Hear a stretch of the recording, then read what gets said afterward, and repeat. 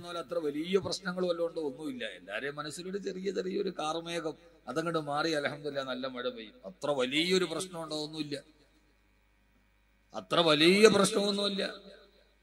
എന്നാലോ കൊച്ചു കൊച്ചു കൊച്ചു കൊച്ചു കൊച്ചു പരിഭവങ്ങളും പരാതികളും പരിമിതികളും പരിതാപങ്ങളും ഒക്കെയുണ്ട്. അതിനെയൊക്കെ കടന്ന് അള്ളാഹുവിന്റെ സ്വർഗത്തിലെത്താൻ ആദ്യം വേണ്ടത് നമ്മുടെ ഹൃദയത്തെ സംസ്കരിക്കണം, നമ്മുടെ ജീവിതത്തിന് വിശുദ്ധി ഉണ്ടാവും. മടങ്ങുക ജീവിത വിശുദ്ധിയിലേക്ക് എന്ന വിഷയവുമായി ബന്ധപ്പെട്ട് ഞാൻ എൻ്റെ വിഷയത്തിലോട്ട് കടക്കുകയാണ്. അള്ളാഹു നാം ഏവരെയും സ്വീകരിക്കുമാറാകട്ടെ. അള്ളാഹു നാം ഏവരെയും സ്വീകരിക്കുമാറാകട്ടെ. അതുകൊണ്ട് വളരെ ചെറിയ ഒരു പ്രസംഗം, ആ പ്രസംഗത്തിൽ നമുക്ക് ആവശ്യമുള്ള കാര്യങ്ങൾ പറഞ്ഞ് ഇൻഷാ അല്ലാഹ് സന്തോഷത്തോടു കൂടി നമുക്ക് പിരിയാം. അള്ളാഹു സുബ്ഹാനഹു വ തആല നമ്മളെ എല്ലാവരെയും അവന്റെ ഇഷ്ടപ്പെട്ട ദാസന്മാരിൽ ഉൾപ്പെടുത്തി അനുഗ്രഹിക്കുമാറാകും.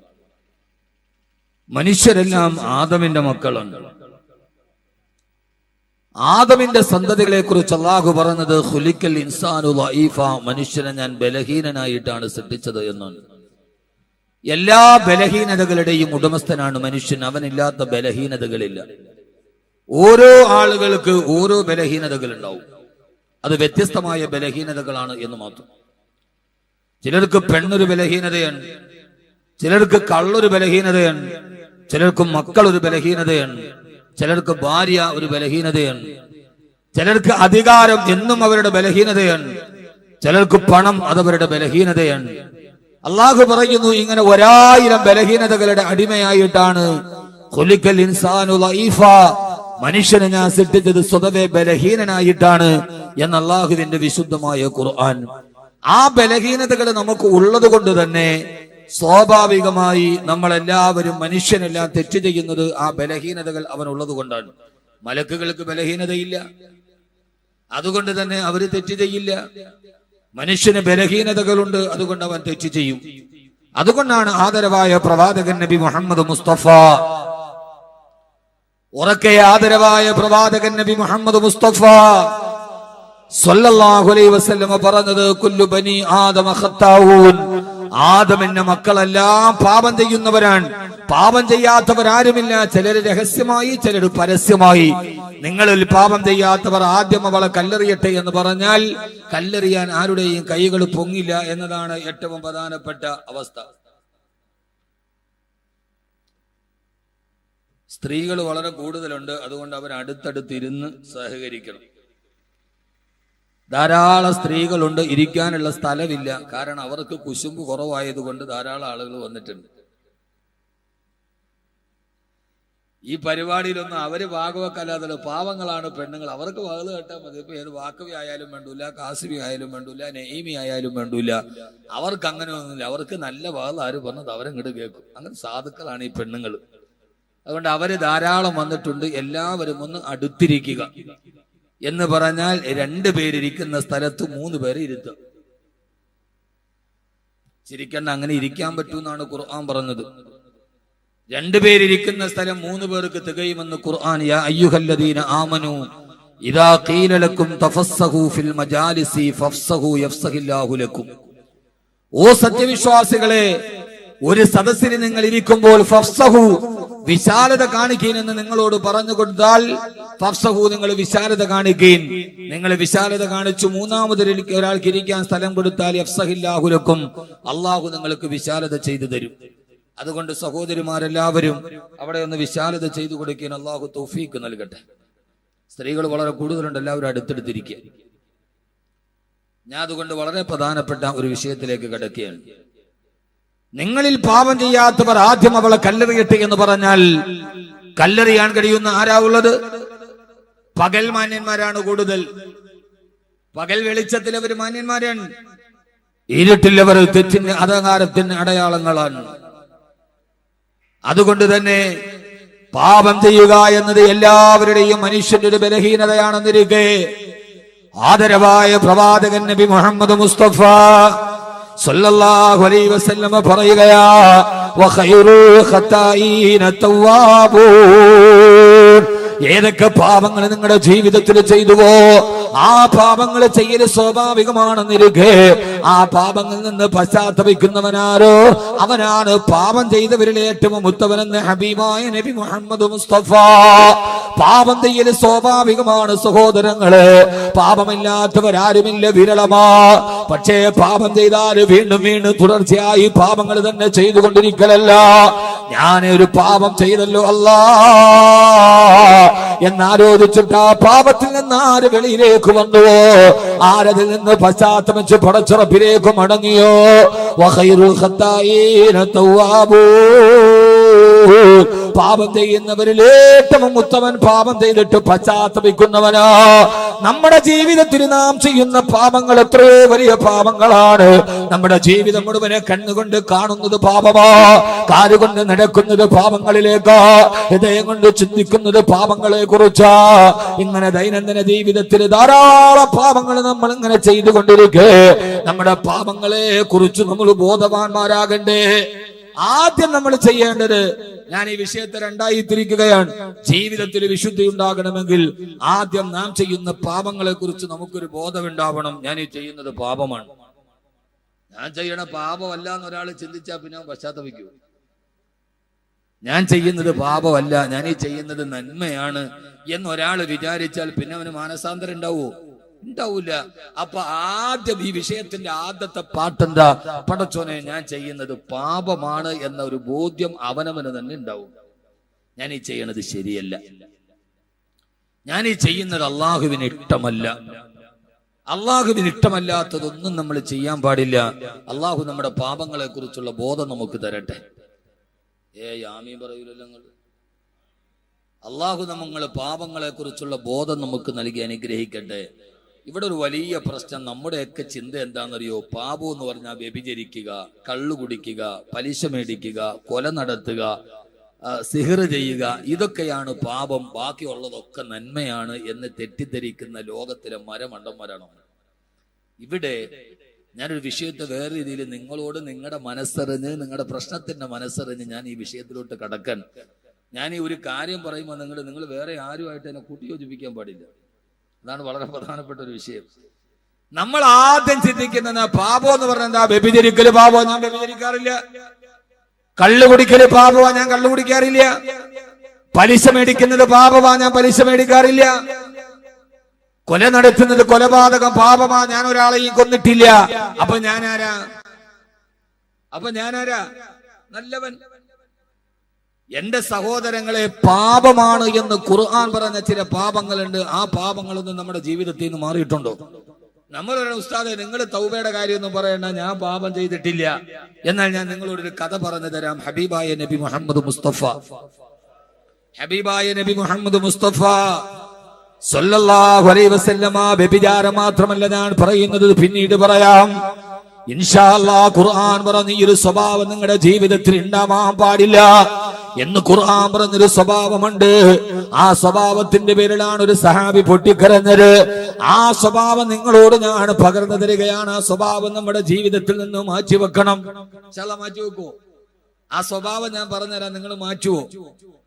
ഞാൻ വാള് പറഞ്ഞിട്ട് പോയാൽ പറയണ കാര്യം കൃത്യമായിട്ട് മനസ്സിലാക്കും, ബന്ധമാണ്. ആ സ്വഭാവം നിങ്ങൾ മാറ്റുവോ? എന്നാ പകുതി വിഷയങ്ങൾ തീരും. ഞാനത് പറയാം. ഇൻഷാ അല്ലാഹ് മാറ്റൂന്ന് ഉറപ്പുള്ളവരൊക്കെ ഒന്ന് കൈവെക്ക്. വേറെ ഒന്നുമില്ല, കാശൊന്നും തരണ്ട. മാറ്റൂന്ന് ഉറപ്പുള്ളവരൊക്കെ ഒന്ന് കൈവെക്ക്. ഇതൊന്ന് കൈവെക്ക്. പൊക്ക്, രണ്ട് കൈയും വെക്ക്. ഇത്ര മസ്താന കൈവെക്കാത്ത പൊക്ക. ആദ്യം ഞാനാ പൊക്കിയത്, എന്നിട്ടല്ലേ നിങ്ങളെ പൊക്കണം. ഒന്നും വിഷമിക്കണം. ആദ്യം പൊക്കിയതാരാ? ഞാനാണ്. അനിതാത്ത ആദരവായ പ്രവാചകൻ നബി മുഹമ്മദ് മുസ്തഫ സല്ലല്ലാഹു അലൈഹി വസല്ലമ മദീനത്തെ പള്ളിയിൽ അല്ലാഹുവിന്റെ പ്രവാചകൻ ഖുർആൻ പഠിപ്പിച്ചുകൊണ്ടിരിക്കവേ അല്ലാഹുവിന്റെ പ്രവാചകന്റെ ചാരത്തേക്ക് ഒരു സഹാബി ഓടി വന്നിട്ട് പറഞ്ഞു, നബിയേ ഹലക്തു യാ റസൂലല്ലാഹ്, ഹലക്തു യാ റസൂലല്ലാഹ്, അല്ലാഹുവിന്റെ തിരുഹൃദയ ഞാൻ നശിച്ചു പോയി നബിയേ. ഖുർആൻ പഠിപ്പിച്ചുകൊണ്ട് മദീനത്തെ പള്ളിയുടെ ചാരത്തിരിക്കുന്ന പ്രവാചകന്റെ മുമ്പിലേക്ക് ഓടി വന്നിട്ട് ഒരു സഹാബി പേടിയോടെ പറയാ, യാ റസൂലല്ലാഹ്,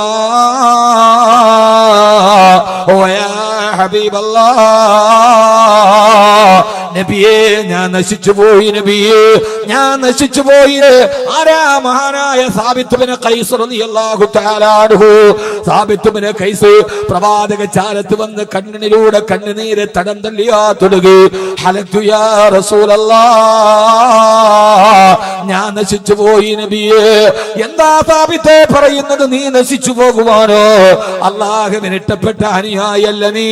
അല്ലാഹുവിന്റെ റസൂലിനോട് പറഞ്ഞു, യാ റസൂലല്ലാഹ്, ഖുർആൻ മോശമാണെന്ന് അല്ലാഹു ഖുർആനിലൂടെ പറഞ്ഞ ഒരു സ്വഭാവം എനിക്കുണ്ട് നബിയേ. ആ സ്വഭാവം മോശമാണെന്ന് ഖുർആൻ ശപിച്ച സ്വഭാവമാണ്. ആ സ്വഭാവം എനിക്കുണ്ട് നബിയേ. ഇന്നലെ അങ്ങേക്ക് ആയത്തിറങ്ങിയപ്പോ ആ ആയത്തിലൊരു ശപിക്കപ്പെട്ട സ്വഭാവത്തെ ഖുർആൻ പറഞ്ഞുവല്ലോ. ആ സ്വഭാവം എനിക്കുണ്ട് യാ റസൂലല്ലാഹ്. അതുകൊണ്ട് ഞാൻ നശിച്ചു നബിയേ.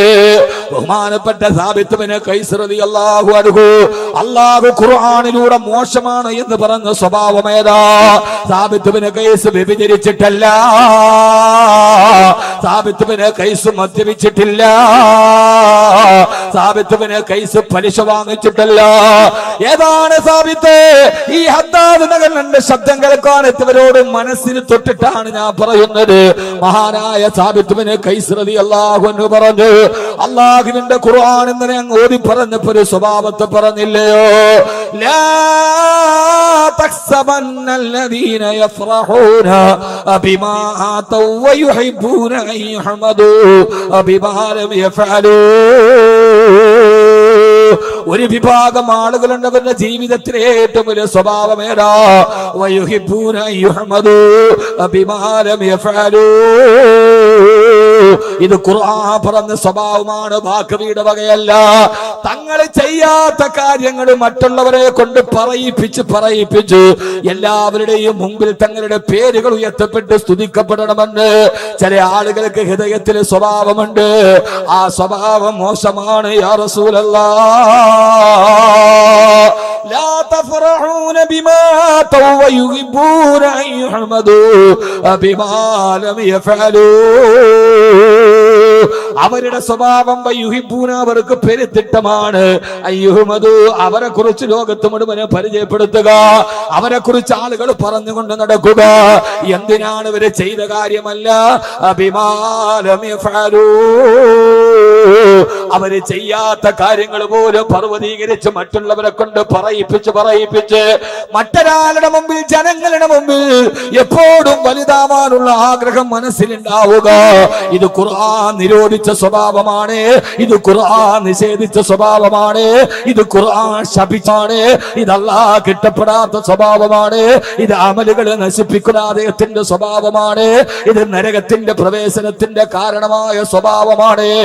അങ്ങനെ ആർക്കെങ്കിലും ഒരു മനസ്സിൽ തോന്നിയാൽ ഞാൻ ചെയ്യാത്ത കാര്യങ്ങൾ പറഞ്ഞ് മറ്റുള്ളവരുടെ മുമ്പിൽ ഞാൻ എപ്പോഴും ലൈവായി പർവ്വതീകരിപ്പിച്ചപ്പെടുക നിൽക്കണമെന്ന് ആരെങ്കിലും ആഗ്രഹിച്ചാൽ അത് അല്ലാഹുവിന് ഇഷ്ടമല്ലെന്ന് ആയത്തിറങ്ങിയല്ലോ നബിയേ.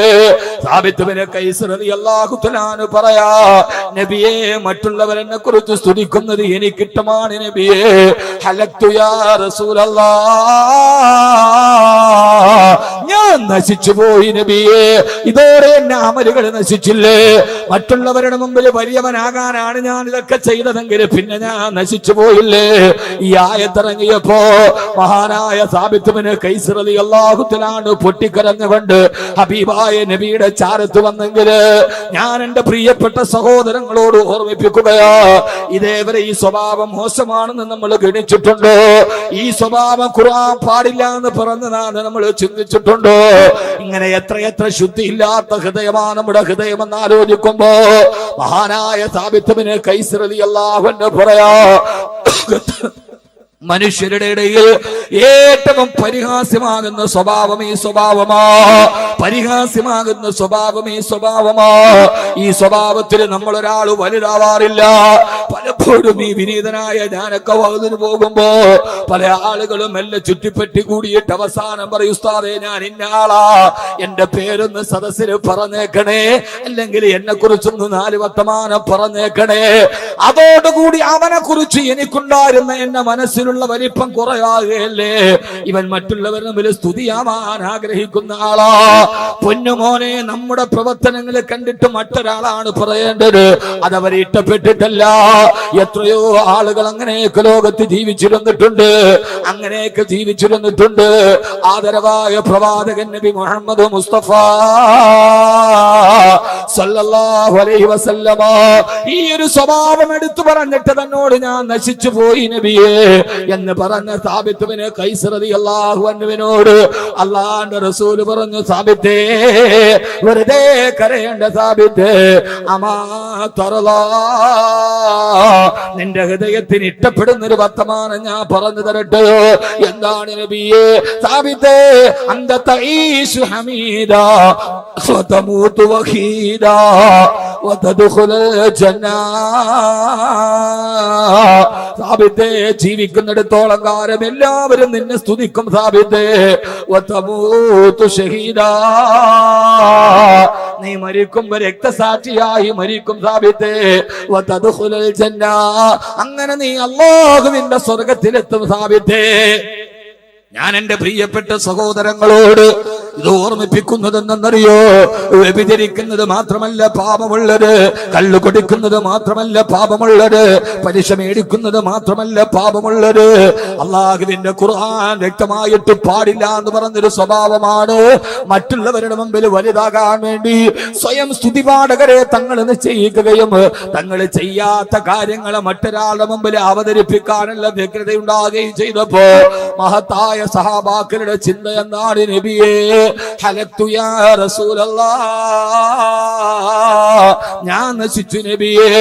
എപ്പോഴെങ്കിലും നമുക്ക് തോന്നാറുണ്ടോ, അല്ലാഹുവേ ഈ സ്വഭാവം എന്റെ മനസ്സിലുണ്ടെങ്കിൽ ഞാൻ നശിച്ചു എന്ന് നമുക്ക് സ്വയം തോന്നാത്തതെന്താ?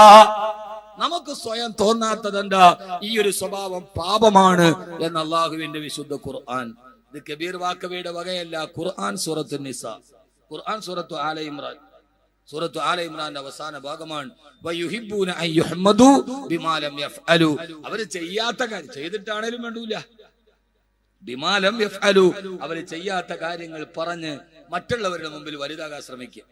അങ്ങനെ ശ്രമിക്കുമ്പോൾ നമ്മൾ മറ്റുള്ളവരുടെ മുമ്പിൽ ചെറുതാവും. ഞാനൊക്കെ വാതിലുമ്പോൾ പലരും ഉസ്താദ് എന്റെ പേരൊന്ന് പറഞ്ഞേക്കണേ, സ്റ്റേജിലൊന്ന്. അപ്പോ അയാളെ കുറിച്ച് എന്റെ മനസ്സിലുണ്ടായിരുന്ന ചിത്രം ചെറുതാവുകയാണ്. ഇങ്ങനെ ഒരു മനുഷ്യനായി പോയല്ലോ ഇയാൾ. അയാളുടെ പെരുമാറ്റം കണ്ടിട്ട് ഞാൻ പറയണം, അയാൾ പറയാതെ പറയണം, ആ മനുഷ്യൻ അത്ര നല്ലവനാണ്, അയാളുടെ പെരുമാറ്റം, അയാളുടെ സ്വഭാവം. അള്ളാഹു നമുക്ക് ആ ബോധം നൽകി അനുഗ്രഹിക്കട്ടെ. അള്ളാഹു നമുക്ക് ആ ബോധം നൽകി അനുഗ്രഹിക്കട്ടെ. ആദരവായ പ്രവാചകൻ നബി മുഹമ്മദ് മുസ്തഫ, ഉറക്കെ, ആദരവായ പ്രവാചകൻ നബി മുഹമ്മദ് മുസ്തഫ സല്ലല്ലാഹു അലൈഹി വസല്ലമ, അല്ലാഹുവിന്റെ റസൂലിന്റെ സഹാബാക്കൾ ഇങ്ങനെ ചിന്തിച്ചവരായിരുന്നു, ഇങ്ങനെ ചിന്തിച്ചവരായിരുന്നു. അങ്ങനെ നമുക്ക് ഖുർആനിലൂടെ ചിന്തിക്കാൻ കഴിയണം. അല്ലാഹുവേ, ഈ സ്വഭാവം എനിക്കൊക്കെ ഉണ്ടല്ലോ, ഈ സ്വഭാവമൊക്കെ എനിക്കൊന്ന് മാറ്റണം, ഈ സ്വഭാവം എനിക്കൊന്ന് മാറ്റണം. നമ്മൾ ചിന്തിക്കും, നമ്മൾ ചില ആളുകൾ പറയും എന്റെ സ്വഭാവം അതാ, ഇനിയിപ്പോ മാറ്റാൻ നോക്കിയാലൊന്നും മുഅ്മിനിന്റെ സ്വഭാവമല്ല, അത് ഈമാനുള്ളവല്ല എന്ന് വിചാരിക്കരുത്. ആ പറയൽ ഈമാനിന്റെ ലക്ഷണമല്ല. മാറ്റണം, മാറ്റാൻ പറ്റാത്ത സ്വഭാവങ്ങൾ അതാ ഉള്ളത്. അള്ളാഹു നമ്മുടെ തെറ്റുകളെ കുറിച്ചുള്ള ബോധം നമുക്ക് നൽകി അനുഗ്രഹിക്കട്ടെ. ആമീൻ പറ മനുഷ്യന്മാരെ. അള്ളാഹു നമുക്ക് തെറ്റുകളെ കുറിച്ചുള്ള ബോധം നൽകാൻ ആദ്യം, അതുകൊണ്ടാണ് ഞാൻ പറയുന്നത്, ഞാൻ ചെയ്തത് തെറ്റാണ് എന്ന ഒരു ബോധം ആദ്യം ഉണ്ടാവുക. ഇത് തെറ്റാണ്, ഇത് ഖുർആൻ പറയുന്ന സ്വഭാവമാണ് എന്ന് നമുക്ക് തോന്നിയ പിന്നെ നമ്മൾ അതിൽ നിന്ന് മാറൂലേ? അള്ളാഹു നമുക്ക് അതിൽ നിന്ന് മാറി നിൽക്കാൻ തൗഫീഖ് നൽകട്ടെ. നമ്മളത് ആഗ്രഹിച്ചില്ല എന്നാൽ മറ്റുള്ളവർ അത് പറയുന്നു. അൽഹംദുലില്ലാ, അൽഹംദുലില്ലാ.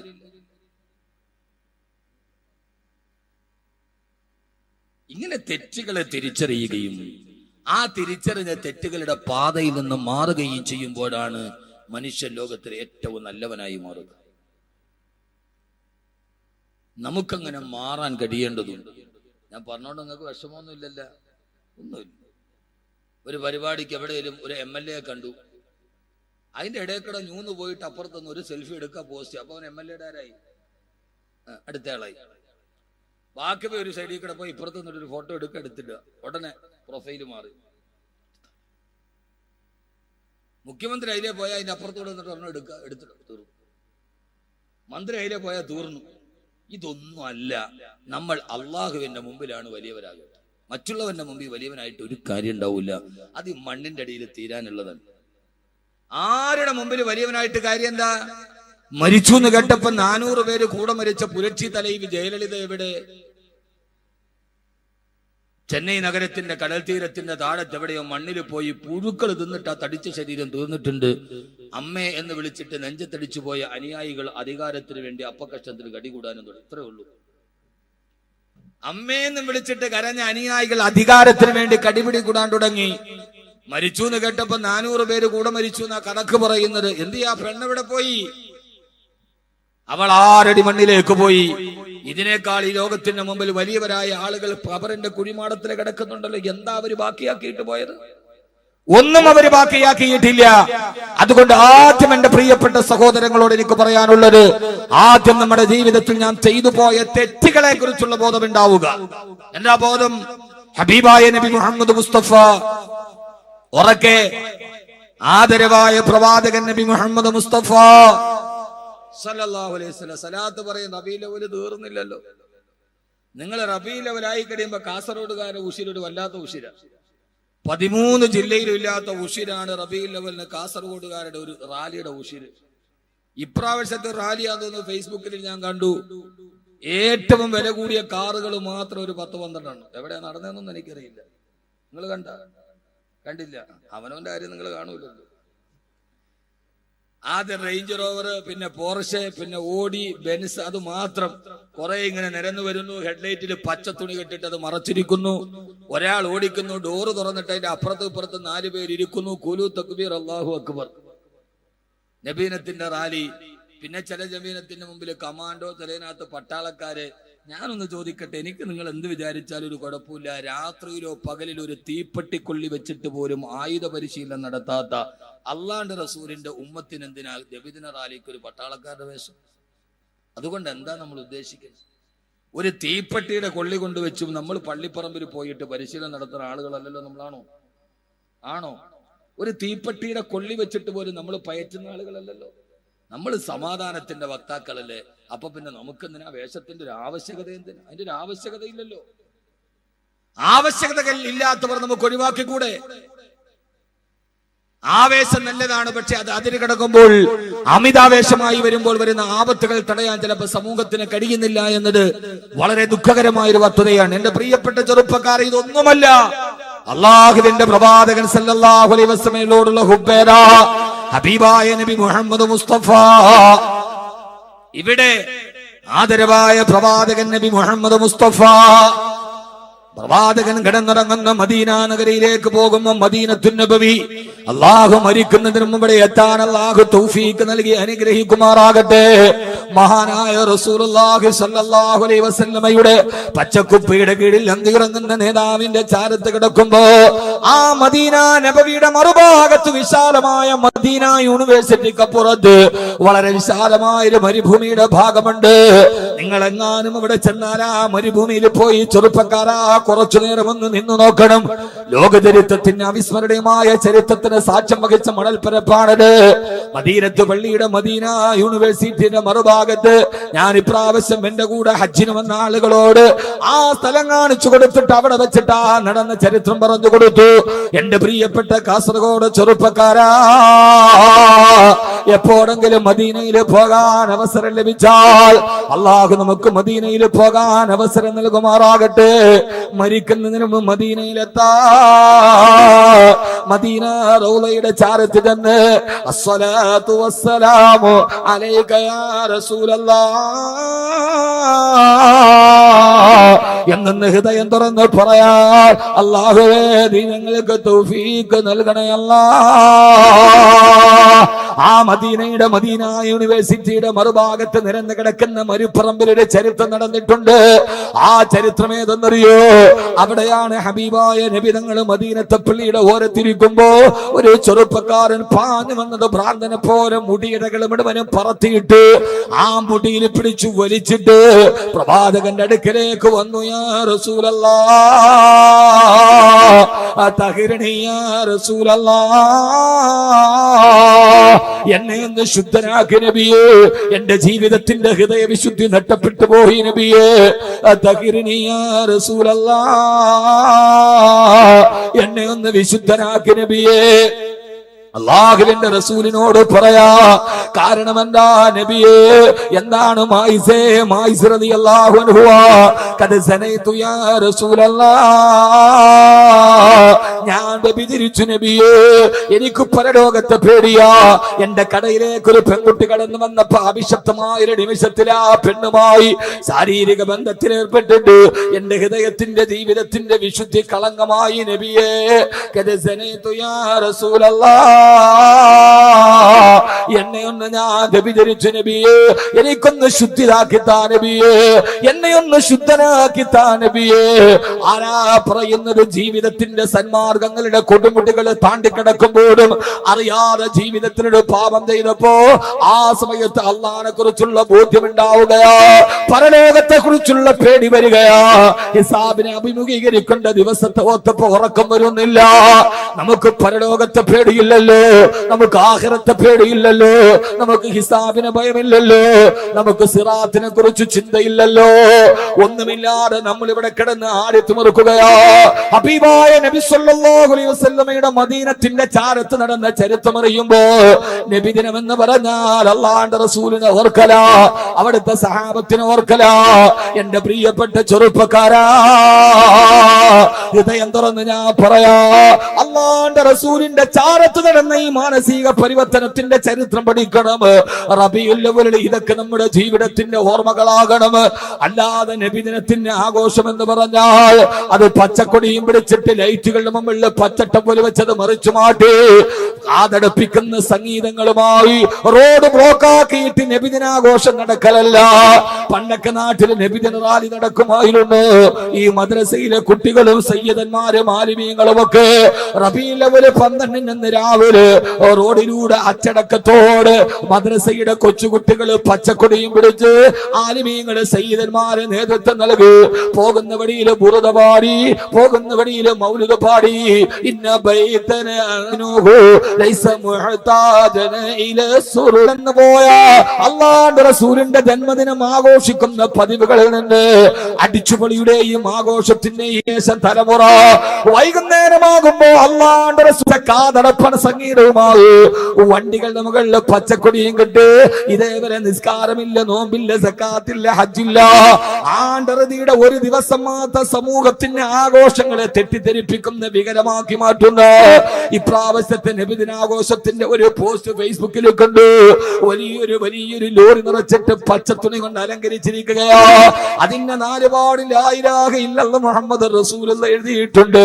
കുറെ ഫ്രീക്കന്മാരായ ചെറുപ്പക്കാര് തലമുടി ഇങ്ങനെ ഫ്രീക്കായി വെട്ടി അവര് പച്ചക്കൊടി പിടിച്ചിട്ട് കുലു തക്ബീർ വിളിക്കുകയാ. സുബ്ഹാനല്ലാഹ്, ഒരു ചെറുപ്പക്കാരൻ കാലെടുത്ത് ചവിട്ടിയിരിക്കുന്നത് ലാ ഇലാഹ ഇല്ലല്ലാഹ് മുഹമ്മദ് റസൂലുള്ളാഹി എന്ന് എഴുതിയിരിക്കുന്ന ബാനറിന്റെ മുകളിൽ കാല് ചവിട്ടിയിട്ട് അവൻ തക്ബീർ വിളിക്കുകയാ. എന്റെ പ്രിയപ്പെട്ട പൊന്നുമോനെ, ഞാനൊന്ന് ചിന്തിക്കട്ടെ, ഇന്നേവരെ ഹൃദയത്തിന്റെ ചിന്തകളും വികാരങ്ങളും മാറ്റാത്തത് എങ്ങനെയാടാ യുവാവേ നിനക്ക് ആ സമയത്ത് ഇങ്ങനെ ആഘോഷത്തിൽ അടിച്ചു തിമിർക്കാൻ കഴിയാ? ആ സമയത്ത് നിന്റെ സഹോദരങ്ങളും മാനത്തിന് വേണ്ടി കേടുകയല്ലേ? എങ്ങനെയാ നിനക്ക് ഇങ്ങനെ ആഘോഷിക്കാൻ കഴിയാ? അതേ സമയത്ത് നീ നോക്കുമ്പോ ബശാറുൽ അസദ് എന്ന ഏകാധിപതിയായ സർവാധിപതിയായ സ്വേച്ഛാധിപതിയായ വംശാധിപതിയായ ആ രാജാവിന്റെ പട്ടാളക്കാര് സിറിയയിലെ അവര് ചോദിച്ചു എന്തെന്നറിയോ? പാതിരാ സമയത്ത് തകർത്ത് കയറി പുരുഷന്മാരെ പിടിച്ച് തൂണിന് ബലമായി കെട്ടിയിട്ട് അവരെ തോക്കിന്റെ മുനയിൽ ചൂണ്ടി നിർത്തി ബാക്കി പട്ടാളക്കാരെ കടപ്പറയിൽ കിടക്കുന്ന ഭാര്യയെയും പെൺമക്കളെയും പരസ്യമായി മാനഭംഗം ചെയ്യുമ്പോ നെഞ്ചിലേക്ക് ചൂണ്ടിവെച്ച കാന്തി വലിച്ചാൽ ശരീരം തിരിച്ചു പോകുമ്പോ കാന്തിമുനയുടെ മുമ്പിൽ നിർത്തി പാവപ്പെട്ട ഭാര്യമാരെയും പെൺമക്കളെയും മാനവോ ഇത് ഞങ്ങൾക്ക് കൂട്ടുകാർ വിളിച്ചു ചോദിക്കുമ്പോ 9 വർഷങ്ങള് ശരീരത്തിലേക്ക് പതിച്ചിട്ട് അതിന്റെ അവശിഷ്ടങ്ങള് ശരീരത്തിൽ തുളച്ചു കയറുമ്പോ ഓപ്പറേഷൻ ടേബിളിൽ കൊണ്ടുപോയി ഓപ്പറേഷന് മലത്തി കിടത്തവേ ബോധം കെടുത്താൻ അനസ്തേഷ്യയുടെ മരുന്ന് പോലും ഇല്ലാതെ ആശുപത്രിയില് പച്ച ശരീരത്തിലേക്ക് പിച്ചാത്തി കുത്തി കയറ്റുമ്പോ വേദന മറക്കാൻ അല്ലാഹുവിന്റെ ഖുർആൻ ഉറക്കോടി അല്ലാഹു സമദ് ലം യലിദ് വലം യൂലദ് വലം യകുൽ ലഹു കുഫുവൻ അഹദ്. തന്റെ ശരീരത്തിൽ ഓപ്പറേഷൻ ചെയ്യുമ്പോ ബോധം കെടുത്താൻ മരുന്നില്ലാതെ അല്ലാഹുവിന്റെ ഖുർആൻ ഉറക്കയോകുന്ന സിറിയയിലെ പാവപ്പെട്ട 10 വയസ്സുള്ള ബാലന്മാരില്ലേ എന്റെ പ്രിയപ്പെട്ട ചെറുപ്പക്കാരാ, വമാലക്കും ലാ തുഖാതിലൂന ഫീ സബീലില്ലാഹ് വൽമുസ്തദഅഫീന മിനർ റിജാലി വന്നിസാഇ വൽവിൽദാൻ അല്ലദീന യഖൂലൂന റബ്ബനാ അഖ്രിജ്നാ മിൻ ഹാദിഹിൽ ഖറിയത്തിൽ ളാലിമി അഹ്ലുഹാ വജഅൽ ലനാ മിൻ ലദുൻക വലിയൻ വജഅൽ ലനാ മിൻ ലദുൻക നസീറാ. സിറിയയിലെ അലപ്പോവില് പാവപ്പെട്ട പെണ്ണുങ്ങൾ കിടന്നിട്ട് നിലവിളിക്കുകയാ, നമ്മുടെ സഹോദരിമാരെ നിലവിളിക്കുകയാ. നമ്മളിവിടെ ആഘോഷത്തിന്റെ തിമിർപ്പ് നടക്കുമ്പോ പട്ടാളക്കാരാൽ ക്രൂരമായി മാനഭംഗം ചെയ്യപ്പെട്ട് കൈയും കാലും വെട്ടിയെറിയപ്പെട്ട് കുടിൽ നിന്ന് വലിച്ചെറിയപ്പെടുന്ന സിറിയയിലെ പെങ്ങന്മാര് വിളിച്ചു തോടിക്കുന്നുണ്ട്,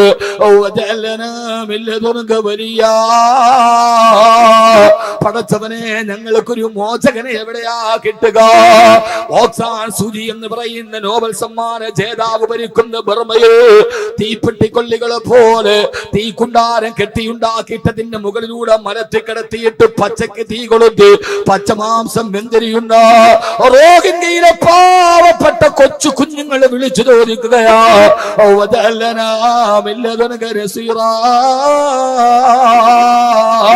പടച്ചവനെ സലാഹുദ്ദീൻ അയ്യൂബിയെ പോലെ, ഇമാമുദ്ദീൻ സഞ്ജിയെ പോലെ, നൂറുദ്ദീൻ സംഗിയെ പോലെ, ഉമർ മുഖ്താറിനെ പോലെ ഞങ്ങൾക്കൊരു സഹായിയെ തരണേ അല്ലാ.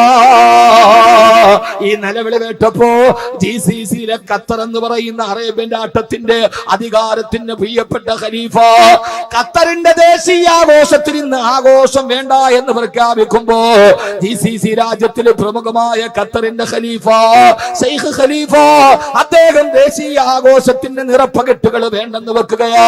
സിറിയക്കാരോട് ഐക്യദാർഢ്യം പ്രഖ്യാപിച്ചു.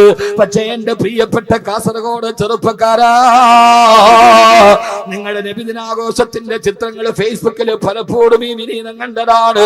ബർമയിലെ മുസ്ലിമീങ്ങൾ പൊട്ടിക്കരയുമ്പോ, അലപ്പോവില് പാവപ്പെട്ടവരെ മാനഭംഗം ചെയ്യുമ്പോ, നമ്മുടെ സഹോദരങ്ങളുടെ കണ്ണുനീര് തടം തല്ലിയാ തുടങ്ങുമ്പോ, ഇന്നലെ നിങ്ങൾ കണ്ടോ, നിങ്ങൾ ലക്ഷങ്ങളും ആയിരങ്ങളും വാരിയെറിഞ്ഞിട്ട് വലിയ ആഡംബര വാഹനങ്ങൾ നിരത്തിലിട്ടിട്ട് നിങ്ങൾ റാലി നടത്തിയില്ലേ?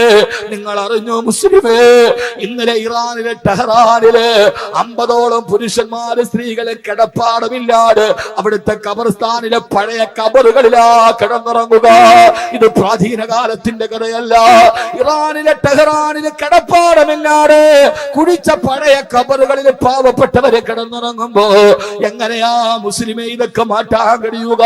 എങ്ങനെയാണ് നമുക്ക് ആഹ്ലാദ തിമിർപ്പ് കഴിയുക? ഈ അനാചാരങ്ങൾ എങ്ങനെയാ നമ്മുടെ ഹൃദയത്തിലേക്ക് കടന്നു വരിക? അല്ലാഹുവേ, അല്ലാഹുവേ, നാളെ പരലോകത്തിന്റെ വിചാരണ നാളിലെ നിങ്ങൾ ഭയക്കാത്തതെന്താ? ഹിസാബിനെ നിങ്ങൾ ഭയക്കാത്തതെന്താ? സിറാത്തിനെ നിങ്ങൾ ഭയക്കാത്തതെന്താ? അതുകൊണ്ട് ചെയ്തു പോകുന്ന തെറ്റുകളെ കുറിച്ചുള്ള ബോധമുണ്ടാവണേ. അത് ലോകത്തോട് എടുത്തു പറഞ്ഞിട്ട് ഇനിയില്ല, ഇനിയില്ല. യാ അയ്യുഹല്ലദീന ആമനൂ തൂബൂ ഇലല്ലാഹി തൗബതൻ നസുഹാ. ഇതൊന്നും വിനീതൻ ഒരു വിമർശനാത്മകമായിട്ട് പറയുന്നതല്ല. ഇനിയെങ്കിലും ഇതിൽ നിന്ന് മാറി നിൽക്കണേ. അല്ലാഹുവിന്റെ റസൂലിന്റെ ജന്മദിനത്തെ വികരമാക്കരുത്. ഹബീബായ നബി നിങ്ങളുടെ ജന്മദിനാഘോഷത്തെ വികൃതമാക്കരുത്. എന്നിട്ട് ചെയ്തതെല്ലാം പടച്ച റബ്ബിനോട് ഏറ്റു പറഞ്ഞ് തൂബൂ ഇലല്ലാഹി തൗബതൻ നസുഹാ. അല്ലാഹുവിന്റെ അടുക്കലേക്ക് ആത്മാർത്ഥമായി പശ്ചാത്തപിച്ചു മടങ്ങണേ. ഹബീബായ ഹബീബായ നബി മുഹമ്മദ് മുസ്തഫ സല്ലല്ലാഹു അലൈഹി വസല്ലമയുടെ ചാരത്തേക്ക് വന്ന് മായിസ് റളിയല്ലാഹു അൻഹു പറഞ്ഞു, നബിയേ ഖദ് സനൈതു യാ റസൂലല്ലാഹ്, ഞാൻ വ്യഭിചരിച്ചു നബിയേ, ഫർജിനി യാ റസൂലല്ലാഹ്, എന്നെ കല്ലെറിഞ്ഞു കൊല്ലു നബിയേ. ബോധമുണ്ടാവണം ആദ്യം ഈ ചെയ്യുന്നത് തെറ്റാണ്. പറയാതിരിക്കാൻ തരയില്ല. ഇപ്പൊ ആരേലും പറയണ്ടേ, ഇപ്പൊ ഞാനിത് പറഞ്ഞതിന്റെ പേരിൽ എന്നെ ക്രൂശിക്കണമെങ്കിൽ അൽഹംദുലില്ലാ, ധാരയിലും പറയണമല്ലോ, പറയണ്ടേ, ധാരയിലും പറയണ്ടേ. രാജാവ് നഗ്നനാണ് എന്ന് പറഞ്ഞ കൊച്ചുകുട്ടിയുടെ ഒരു ആർജവെങ്കിലും വേണ്ടേ, അത് ഞാനങ്ങ് തുറന്നു പറയണം. ഒരു കാര്യം ഉറപ്പ്, ഈ നബിദിനാഘോഷവുമായി ബന്ധപ്പെട്ട് കാസർഗോഡ് ജില്ലയിൽ നിന്ന് വരുന്ന ചിത്രങ്ങൾ ഇസ്ലാമിന് അത്ര ഭൂഷണമല്ല. ഉറപ്പ്. നിങ്ങൾ പിണങ്ങുവോ, കല്ലെറിയോ, അത് പറയോ, ഇത് പറയോ, എന്നെ പറഞ്ഞേ. ആർക്കെങ്കിലും വിഷമമുണ്ടോ ഞാൻ ഇത് പറയുന്നത്? ഉണ്ടോ? ഞാനിത് പറയുന്ന നിങ്ങൾക്ക് എന്തെങ്കിലും വിഷമമുണ്ടോ? അങ്ങനെ വിഷമമുണ്ടെങ്കിൽ എനിക്കൊരു ചുക്കുമില്ല എന്ന് പറയാനാണ് ചോദിച്ചത്, അല്ലാതെ എനിക്ക് പേടിയുണ്ടല്ലോ. അങ്ങനെ എന്തെങ്കിലും ഒരു വിഷമം ഉണ്ടെങ്കിൽ, അങ്ങനെ വിഷമം ഉണ്ടാവാനാണ് ഞാൻ പറഞ്ഞത്. അള്ളാഹു നമ്മളെ കാക്കട്ടെ. നിങ്ങൾക്ക് ഇസ്ലാമിനോടുള്ള ആവേശം കൂടുതലാണ്, പക്ഷെ ആവേശം ശരിയായ പാതയിലൂടെ പോകും. കാസർഗോഡ് യുവാക്കൾക്ക് ഇസ്ലാമിനോടുള്ള ആവേശം കൂടുതലാണ്, പക്ഷെ ആവേശം ശരിയായ പാതയിലൂടെ കൊണ്ടുപോകണം. അള്ളാഹു നമുക്ക് തൗഫീക്ക് നൽകി അനുഗ്രഹിക്കുമാറാകട്ടെ. അള്ളാഹു നമുക്ക് തൗഫീക്ക് നൽകി അനുഗ്രഹിക്കട്ടെ. അനീതി കണ്ടാൽ നമുക്ക് പ്രതികരിക്കാം. അനീതി കണ്ടാൽ നമുക്ക് ശരീഅത്ത് സമ്മേളനത്തില് റാലി നടത്തിയ സമസ്തയുടെ നേതാക്കൾക്കെതിരെ കേസെടുത്തു. പക്ഷേ പരസ്യമായിട്ട് ആയുധ പരിശീലനം നടത്തുന്ന സംഘടനക്കെതിരെ കേസെടുക്കാൻ കഴിയുന്നില്ല. ഇവിടെയാണ് പ്രശ്നം. അപ്പൊ നമുക്കതിന് ചോദ്യം ചെയ്യാം. പരസ്യമായിട്ട് ആയുധ പരിശീലനം നടത്തുന്നവരോട് അരുത എന്ന് പറയാൻ ഭരണാധികാരികൾക്ക് കഴിയുന്നില്ല. റാലിയിൽ പങ്കെടുത്ത ആരോ കുറെ ചെറുപ്പക്കാർ ഏതോ ഒരു മുദ്രാവാക്യം വിളിക്കാൻ കേസ് ഉറപ്പാണ്.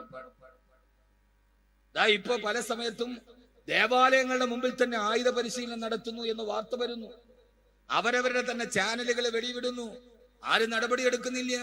നിങ്ങളൊന്ന് ആലോചിച്ച് നോക്കിന്, ആയുധ പരിശീലനം നടന്നത് മലപ്പുറം ജില്ലയിൽ നടന്നതൊരു പള്ളിയുടെ മുറ്റത്ത്, നേതൃത്വം നൽകിയത് ഒരു മുസ്ലിയാര്. എന്തായിരിക്കും കഥ? അങ്ങനെയാ നടന്നെങ്കിൽ എന്തായിരിക്കും കഥ?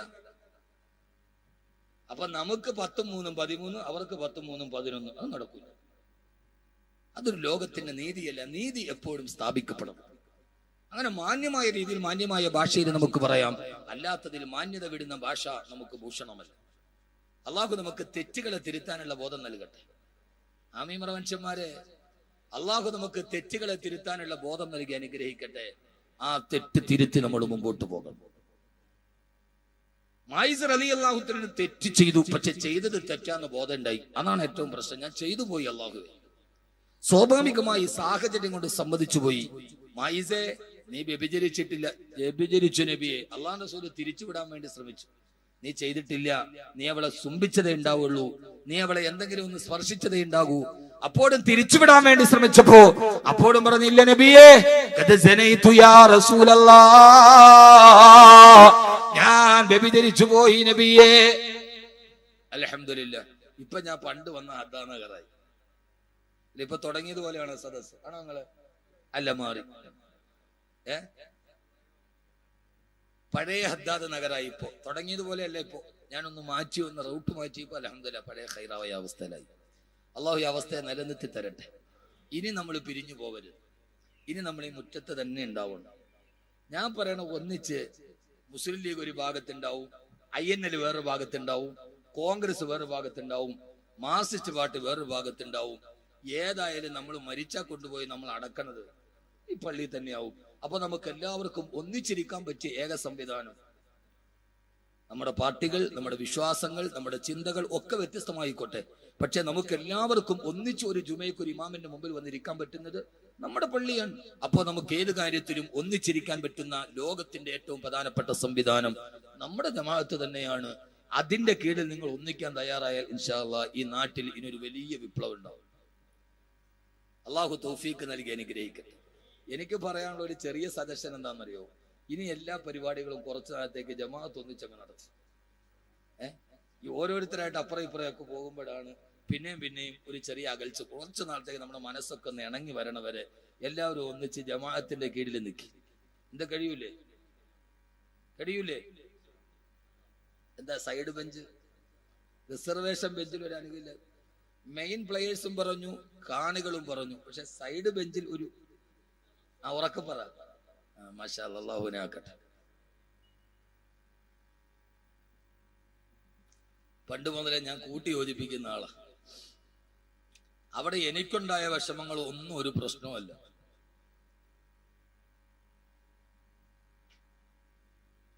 ആദരവായ പ്രവാചകൻ നബി മുഹമ്മദ് മുസ്തഫ സല്ലല്ലാഹു അലൈഹി വസല്ലം അങ്ങനെ ആയാൽ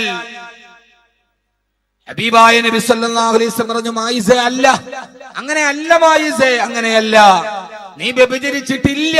വ്യഭിചരിച്ചു നബിയെ, വ്യഭിചരിച്ചു. കോടതിയുടെ ആനുകൂല്യം വേണ്ട, വക്കീലിനെ കൊണ്ട് കള്ളം പറയിപ്പിച്ചില്ല, സാക്ഷിയെ സ്വാധീനിപ്പിച്ചില്ല, എല്ലാം നടക്കും. പക്ഷേ പേടിച്ചതാരെയാ? അള്ളാഹുവിനെയാണ്. ഇവിടെയൊക്കെ രക്ഷപ്പെട്ടാലും ഞാൻ അള്ളാഹുടെ മുമ്പിൽ പോയി നിൽക്കണ്ടേ? ഒരു സ്വാധീനത്തിനും വഴങ്ങാത്തൊരു ജഡ്ജിയല്ലേ. അവിടുത്തെ സാക്ഷികളെ വിലക്കെടുക്കാൻ കഴിയില്ലല്ലോ. ഇവിടുത്തെ സാക്ഷിയാരാ?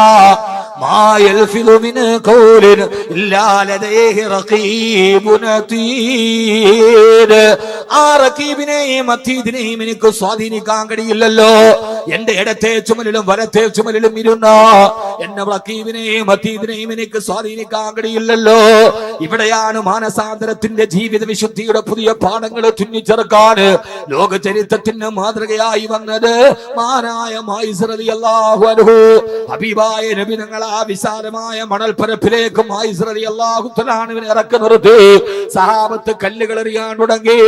ഇന്നും മസ്ജിദുൻ നബവിയുടെ വലതുഭാഗത്ത് ആ മരുഭൂമി ഇപ്പോഴും നിങ്ങൾക്ക് കാണാം. അവിടുത്തെ മണൽപ്പരപ്പുകൾക്ക് പറയാൻ രക്തത്തിന്റെ കലയുള്ള, രക്തത്തിന്റെ മണമുള്ള ഒരു കഥയുണ്ട്.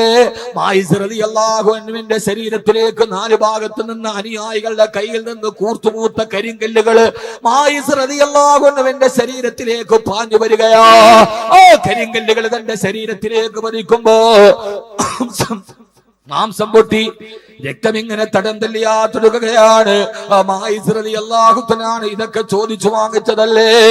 ആ ശരീരത്തിലേക്ക് കല്ലുകൾ വന്ന് പതിച്ച് ശരീരത്തിന് മുറിവേൽക്കുമ്പോ മഹാനായ മായിസ് മാലിക് റളിയല്ലാഹു തആല അൻഹു ആ സമയത്ത് അല്ലാഹുവിന്റെ റസൂൽ മസ്ജിദുൻ നബവിയിൽ ഇരുന്ന് നോക്കുമ്പോ മഹാനായ ഖാലിദ് റളിയല്ലാഹു തആല ഒരു കല്ലെടുത്തു മായിസ് റളിയല്ലാഹു അൻഹുവിനെ ലക്ഷ്യമാക്കി ആഞ്ഞെറിയവേ ആ കല്ല് നെറ്റിത്തടത്തിൽ പോയി കൊണ്ട് നെറ്റിത്തടം ചിതറിത്തെറിച്ച് രക്തം നേരെ എറിഞ്ഞ ഖാലിദ് റളിയല്ലാഹു അൻഹുവിന്റെ മുഖത്തേക്ക് തെറിച്ചു. ആ ചൂട് രക്തം തന്നെ മുഖത്തേക്ക് തെറിച്ചപ്പോ ഖാലിദ് റളിയല്ലാഹു തആല കൈയുടെ പുറകുഭാഗം കൊണ്ട് എന്ന് പറഞ്ഞിട്ടങ്ങ് തുടച്ചു മാറ്റി. ഹബീബായ നബി സല്ലല്ലാഹു അലൈഹി വസല്ലം ഇത് കണ്ടുകൊണ്ടിരിക്കുകയാ. അല്ലാഹുവിന്റെ റസൂലിന്റെ മനസ്സ് വേദനിച്ചു. അവസാന കല്ലുകൾ തന്റെ ശരീരത്തിലേക്ക് തുടരെ തുടരെ പാഞ്ഞു വന്ന് ശരീരത്തിന്റെ ഭാഗങ്ങളിലൂടെ രക്തം തടം തല്ലിയാ തുടങ്ങി. മായിസ് റളിയല്ലാഹു തആല കുഴഞ്ഞു കടഞ്ഞ് മരുഭൂമിയിലേക്ക് വീടുകയാ. എന്നെ കേൾക്കുന്ന എന്റെ പ്രിയപ്പെട്ട സഹോദരാ, തെറ്റ് ചെയ്തു പോയെങ്കിലും അല്ലാഹുവിന്റെ നരകത്തിൽ പോയി നിൽക്കുന്ന ബുദ്ധിമുട്ടോട്ട് മായിസ് റളിയല്ലാഹു തആല ചോദിച്ചു വാങ്ങിച്ചതല്ലേ? ആ മരുഭൂമിയിൽ രക്തത്തിൽ കുളിച്ചു കിടക്കുമ്പോ ഹബീബായ നബി സല്ലല്ലാഹു അലൈഹി വസല്ലം ഓടിച്ചെന്ന് മായിസ് റളിയല്ലാഹു തആല എന്നെ മടിയിലേക്ക് എടുത്തു വെച്ചു. പറയാതെ തുണ്ടുകളോടെ മായിസ് റളിയല്ലാഹു അൻഹുവിനോട് അല്ലാഹുവിന്റെ റസൂൽ ചോദിച്ചു, അത്രേ മായിസേ, എന്താണ് മായിസേ? യാ റസൂലല്ലാഹ്, ഞാൻ എന്റെ ജീവിതത്തിൽ ഇത്രയേറെ നന്മകൾ ചെയ്തിട്ടും അങ്ങയുടെ ചാരത്ത് നിന്ന് നിസ്കരിച്ചിട്ടും മസ്ജിദുൻ നബവിയിൽ സ്ഥിരമായി വന്നിരുന്നിട്ടും അറിയാതെ പിശാചെന്നെ ചതിച്ചിട്ട് ഞാനൊരു തെറ്റുപോയി നബിയേ. ആ തെറ്റ് ഞാൻ അങ്ങയുടെ മുമ്പിൽ ഏറ്റുപറഞ്ഞ് അല്ലാഹു പറഞ്ഞ ശിക്ഷ ഞാൻ ഏറ്റുവാങ്ങിച്ചു. യാ റസൂലല്ലാഹ്, ഇതാ മായിസിന്റെ റൂഹ് വിട പറയാൻ പോവുകയാ. മായിസ് ഈ ലോകത്ത് നിന്ന് തിരിച്ചു പോകാൻ പോവുകയാ. അല്ലാഹുവിന്റെ മുമ്പിൽ നാളെ മായിസ് പോകുമ്പോ ഇതേ തെറ്റിന്റെ പേരിൽ അല്ലാഹുവിന്റെ അടുക്കൽ നിന്ന് ഞാൻ ശിക്ഷ മേടിക്കണോ നബിയേ? അതല്ല, ഈ ഏറുകൊണ്ട് എന്റെ ശരീരം ഇങ്ങനെ വേദനിക്കുമ്പോ ഞാൻ ചെയ്തു പോയ തെറ്റിന്റെ പ്രായശ്ചിത്തം ഇതുകൊണ്ട് മതിയാകുമോ? യാ റസൂലല്ലാഹ്, അപ്പോഴാണ് ഹബീബായ നബി തങ്ങൾ പറഞ്ഞത്, മായിസേ, മായിസേ, ഇന്ന ഉമ്മത്തി ഹാദിഹി ഉമ്മത്തും മർഹൂമാ ലാ യുഅദ്ദിബുഹുമുല്ലാഹു ബിഅദാബൈ. എന്റെ സമൂഹത്തിനോട് അല്ലാഹു വലിയ കരുണ ചെയ്തിട്ടുണ്ട്. ഒരേ തെറ്റിന്റെ പേരിൽ 2 പ്രാവശ്യം അവരെ ശിക്ഷിക്കപ്പെടുകയില്ലെന്ന് റൂഹി ഫിദാ നബി മുഹമ്മദ് മുസ്തഫ. 2 പ്രാവശ്യം ശിക്ഷയില്ല. ചെറുപ്പക്കാരികളെ, തെറ്റ് ചെയ്യാത്തവരാരുമില്ല. പക്ഷേ ചെയ്തു പോയ തെറ്റ് ഇവിടെ വെച്ച് പരിഹരിക്കപ്പെടുന്നതാണോ? അതല്ല, പടച്ചിറപ്പിന്റെ നരകത്തിൽ പോകുമ്പോ ആ നരകത്തെ ഏറ്റുവാങ്ങുന്നതാണോ ബുദ്ധി എന്ന് കരുത്. തൂബൂ ഇലല്ലാഹി തൗബതൻ നസുഹാ. അല്ലാഹുവിനോട് ആത്മാർത്ഥമായിട്ട് നിങ്ങൾ പശ്ചാത്തപിച്ചു മടങ്ങണേ. അല്ലാഹുവിനോട് ആത്മാർത്ഥമായിട്ട് പശ്ചാത്തപിച്ചു മടങ്ങണേ. മായിസ് റളിയല്ലാഹു അൻഹു മയ്യത്ത് നിസ്കരിക്കാൻ കൊണ്ടുവന്നു. ഹബീബായ നബി തങ്ങൾ ഇമാമത്ത് നിൽക്കാൻ പോകുമ്പോ മറുഭാഗത്ത് ഖാലിദ് റളിയല്ലാഹു അൻഹു നിൽക്കുന്നത് കണ്ടു. തന്റെ മായിസിനെ നെറ്റിത്തടത്തിലേക്ക് കല്ലെറിഞ്ഞിട്ട് ചിതറിത്തെറിച്ച ചോര മുഖത്ത് പറ്റിയപ്പോ അത് ഈർഷ്യതയോടെ ഛേ എന്ന് പറഞ്ഞ് തുടച്ചു കളഞ്ഞ ഖാലിദിനെ മയ്യത്ത് നിസ്കരിക്കാൻ കൈകെട്ടുമ്പോ അല്ലാഹുവിന്റെ റസൂൽ വിളിച്ചു, ഖാലിദേ, എന്തേ നബിയെ? മയ്യത്ത് നിസ്കരിക്കാൻ സഹാബത്തുകൾ അണിയണിയായി നിൽക്കുമ്പോ ഹബീബായ നബി തങ്ങൾ വിളിച്ചു, ഖാലിദേ, ലബ്ബൈക വസഅദൈക യാ റസൂലല്ലാഹ്. എന്തേ നബിയെ? ഖാലിദേ, ഇവിടേക്ക് വാ ഖാലിദേ. കച്ചാത്തപിച്ചിട്ട് കല്ലേറുകൊണ്ട് ശരീരം ഛിന്ന ഭിന്നമായി ഷഹീദായി കിടക്കുന്ന മായിസ് റളിയല്ലാഹു അൻഹു എന്നെ മയ്യത്തിലേക്ക് ചൂണ്ടിയിട്ട് അല്ലാഹുവിന്റെ റസൂൽ പറഞ്ഞ, ഖാലിദേ, നിനക്കറിയോ എന്റെ ഖാലിദിന്റെ എന്റെ മായിസിന്റെ ശരീരത്തിൽ നിന്ന് രക്തം പുരണ്ടപ്പോ നീ അത് ഈർഷ്യതയോടെ തുടച്ചല്ലോ ഖാലിദേ. എന്റെ ഖാലിദേ, നിനക്കറിയോ ലക്കത്താപമായിസു ലക്കത്താപമായിസു ലക്കത്താപമായിസു. എന്റെ മായിസ് തെറ്റ് ചെയ്തെങ്കിലും അല്ലാഹുവിനോട് അവൻ തൗബ ചെയ്തതാണ്. ഖദ ഗഫറല്ലാഹു ലഹു. അല്ലാഹു എന്റെ മായിസിനെ ചെയ്ത തെറ്റ് പുറത്തു കൊടുത്തു ഖാലിദേ. ഇപ്പൊ എന്റെ മായിസിന്റെ അവസ്ഥ നിനക്കറിയോ? അവൻ ചെയ്ത തൗബയുടെ പ്രതിഫലം അല്ലാഹു ഈ മക്കയിലെ 70 അവിശ്വാസികൾക്ക് വീതിച്ചു കൊടുത്താൽ ആ തൗബയുടെ പ്രതിഫലം കൊണ്ട് 70 അവിശ്വാസികൾ സ്വർഗത്തിലെത്തും. ഈ ഖാലിദേ എന്ന് പറഞ്ഞു കൊടുത്തു ഹബീബായ നബി മുഹമ്മദ് മുസ്തഫ. ഹബീബായ നബി മുഹമ്മദ് മുസ്തഫ സല്ലല്ലാഹു അലൈഹി വസല്ലമ. അതുകൊണ്ട് സഹോദരങ്ങളെ, സഹോദരിമാരെ, ജീവിതത്തിൽ നാം ചെയ്തു പോയ തെറ്റുകളുടെ ആഴത്തെ കുറിച്ച് ബോധമുണ്ടാവുക. എന്നിട്ട് പടച്ചറപ്പിനോട് അത് തിരിച്ചു പറയുക. അങ്ങനെ നമ്മുടെ ജീവിതത്തിന് വിശുദ്ധി ഉണ്ടാവുക. നമ്മുടെ ജീവിതത്തിലുണ്ടായ എല്ലാ കറകളും അല്ലാഹുവിന്റെ മുമ്പിൽ കഴുകി വൃത്തിയാക്കുക. അല്ലാഹു നമുക്ക് തൗഫീഖ് നൽകി അനുഗ്രഹിക്കുമാറാകട്ടെ. അല്ലാഹു തൗഫീഖ് നൽകി അനുഗ്രഹിക്കുമാറാകട്ടെ. ഹബീബായ നബി തങ്ങൾ പറഞ്ഞൊരു മനുഷ്യൻ ഒരു തെറ്റ് ചെയ്യുന്നവന്റെ ഹൃദയത്തിൽ ഒരു കറുത്ത പുള്ളി വീടും. അങ്ങനെ തെറ്റ് ചെയ്ത് അവന്റെ ശരീരം മുഴുവന് കറുത്ത കളറായി മാറും. ആ അവസ്ഥക്കാണ് റാൻ എന്ന് പറയുക. കല്ലാ ബൽ റാന അലാ ഖുലൂബിഹിം മാ കാനൂ യക്സിബൂൻ. കല്ലാ ബൽ റാന അലാ ഖുലൂബിഹിം മാ കാനൂ യക്സിബൂൻ.